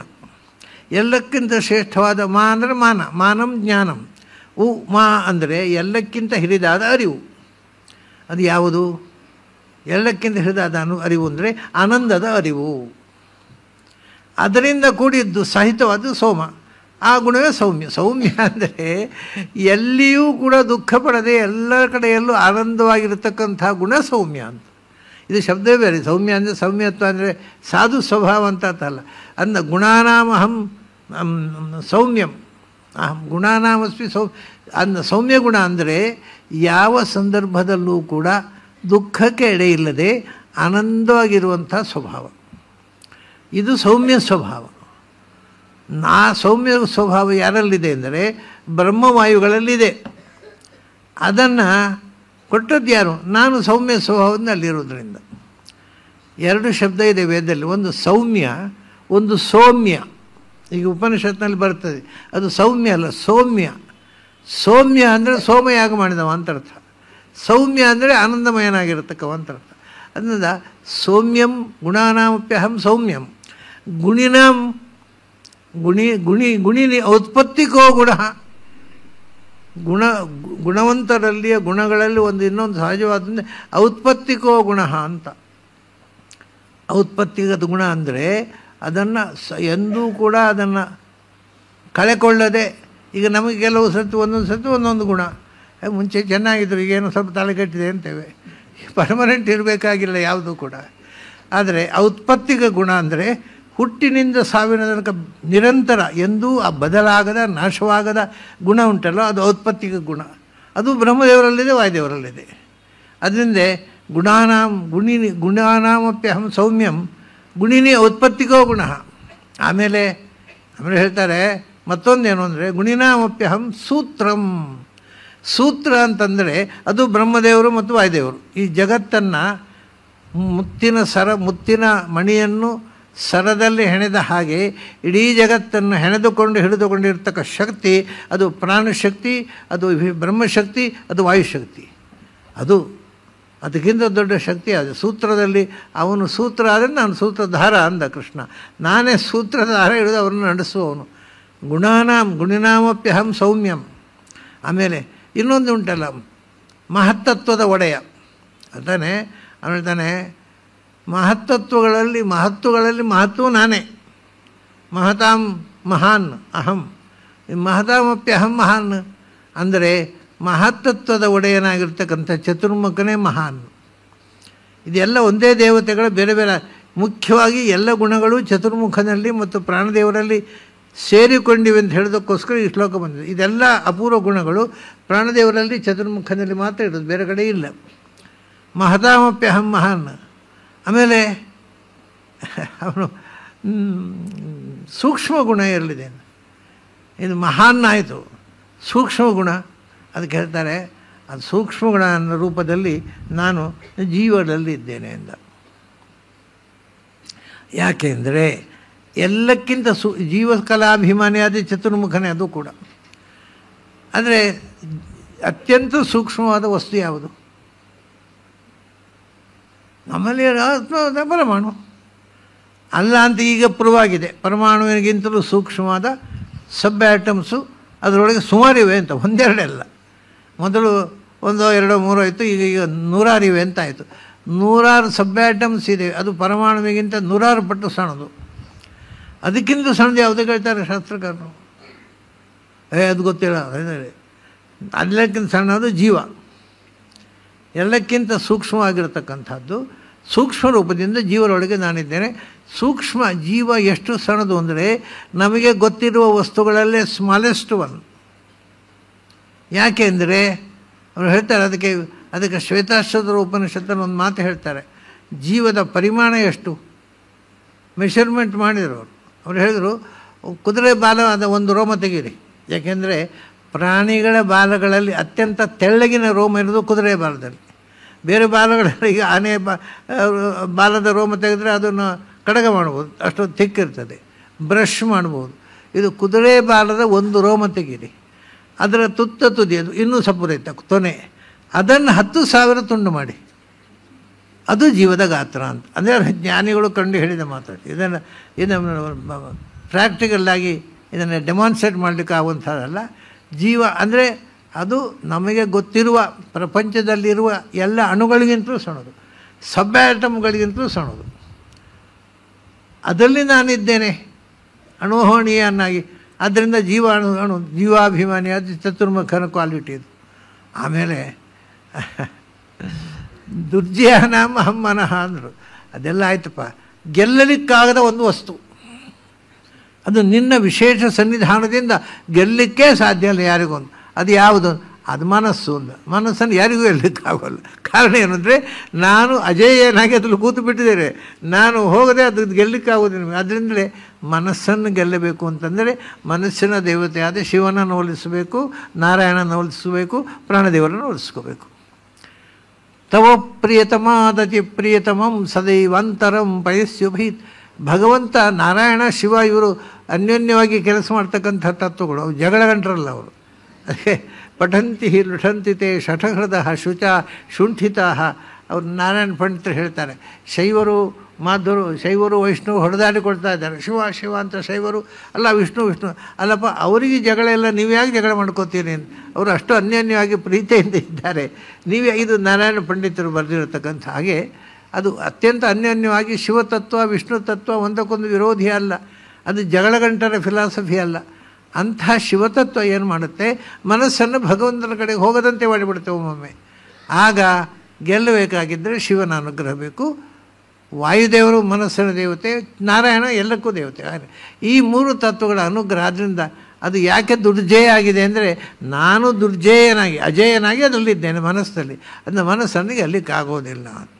ಹೀಗೆ ಅಪೂರ್ವವಾಗಿರುತ್ತೆ ಎಲ್ಲ. ಇಷ್ಟು ಕೂಡ ಬರೀ ಬ್ರಹ್ಮವಾಯುಗಳಲ್ಲಿರ್ತಕ್ಕಂಥ ಗುಣಗಳನ್ನೇ ಅನೇಕ ವಿಧದಿಂದ ಈ ಎಲ್ಲ ವಿಭೂತಿ ಬ್ರಹ್ಮದೇವರಲ್ಲಿ ವಾಯುದೇವರಲ್ಲಿ ಯಾಕೆ ಬಂತು ಅಂದರೆ ಅವರಲ್ಲಿ ಅದು ಇನ್ನೊಂದು ಕೊನೆ ತಗೊಂಡ್ರೆ ಶಿವ, ಬ್ರಹ್ಮ, ವಾಯು, ಶಿವ ಈ 3 ಜನ ಬಿಟ್ಟು ಬೇರೆ ಯಾರನ್ನು ಇಷ್ಟರಲ್ಲಿ ಹೇಳಲಿಲ್ಲ ಕೃಷ್ಣ. ಇದೆಲ್ಲ ಈ 3ರಲ್ಲಿ ಎಲ್ಲ ಕ್ವಾಲಿಟಿ ಇದೆ. ಯಾಕೆಂದರೆ ಆ ಎಲ್ಲ ಕ್ವಾಲಿಟಿಯನ್ನು ಅವ್ರಿಗೆ ಕೊಟ್ಟು ಅಲ್ಲಿ ಕೂತವ ನಾನು ಅವರಲ್ಲಿ ವಿಭೂತಿ ರೂಪದಿಂದ ನಾನಿದ್ದೇನೆ. ಹಾಗಾಗಿ ಅವರು ಇವತ್ತು ಜಗತ್ತಿನಲ್ಲೇ ಸರ್ವಶ್ರೇಷ್ಠ. ಅದು ಮುಂದೆ ಹೇಳ್ತಾರೆ, ಹಿರಣ್ಯಗರ್ಭ ದೇವಾನಾಂ, ದೇವತೆಗಳಲ್ಲಿ ಎಲ್ಲರಿಗಿಂತ ದೊಡ್ಡ ದೇವತೆ ಯಾರು ಅಂದರೆ ಚತುರ್ಮುಖ. ಯಾಕೆಂದರೆ ನಾನು ಎಲ್ಲಕ್ಕಿಂತ ಹಿರಿಯನಾಗಿ ಕೂತ್ಬಿಟ್ಟಿದ್ದೇನೆ. ಹಿರಣ್ಯಗರ್ಭ ದೇವಾನಾಂ, ದೇವತೆಗಳಲ್ಲೆಲ್ಲ ಹಿರಿಯನಾದವನು ಚತುರ್ಮುಖ ಅಂತ. ಈ ತಮಾಷೆ ಏನು ಅಂದರೆ ಹಿರಣ್ಯಗರ್ಭ ದೇವಾನಾಂ ಅಂಥೇಳಿ ಇಂದ್ರೋಹಂ ಸರ್ವದೇವಾನಾಂ ಅಂತಾರೆ ಮುಂದೆ. ಈ ವಿರೋಧ ಪರಿಹಾರ ಮಾಡಿಕೊಂಡು ಅದಕ್ಕೆ ಅರ್ಥ ಮಾಡಬೇಕು. ಅದನ್ನೆಲ್ಲ ನಾವು ನಾಳೆ ದಿವಸ ಸೇರಿದಾಗ ಆ ಮುಂದಿನ ವಿರೋಧಗಳನ್ನು ನೋಡೋಣ. ದೇವರು ನಡೆಸಿದರೆ ಈ ಬಾರಿ ಈ ವಿಭೂತಿ ಅಧ್ಯಾಯ ಮುಗಿಬೋದಷ್ಟೇ, ಅದಕ್ಕಿಂತ ಹೆಚ್ಚು ಎಲ್ಲಿಗೆ ಹೋಗ್ಲಿಕ್ಕೆ ಆಗೋದಿಲ್ಲ. ಅದನ್ನೇ ಇನ್ನೂ ಆದಷ್ಟು ಬೇಗ ಇನ್ನೊಂದು ಕಂತು ಮಾಡಬೇಕು ಅಂತ ಕೇಳ್ತಾ ಇದ್ದಾರೆ. ಅದು ಯಾವಾಗ ನೋಡೋಣ. ದಿವಸ ದೇವರು ಇಚ್ಛೆ ಪಟ್ಟರೆ ಬೇಗ ಆಗುತ್ತೆ, ಇಲ್ಲಾಂದರೆ ಆಗೋಲ್ಲ. ಅದು ಮತ್ತಿನ ವಿಷಯ. ಇವತ್ತು ಇಲ್ಲಿಗೆ ಈ ಚಿಂತನೆಯನ್ನು ಮುಗಿಸೋಣ. ನಿಮಗೆಲ್ಲರಿಗೂ ಅಭಿನಂದನೆಗಳು ಮತ್ತು ಅಭಿವಂದನೆಗಳು.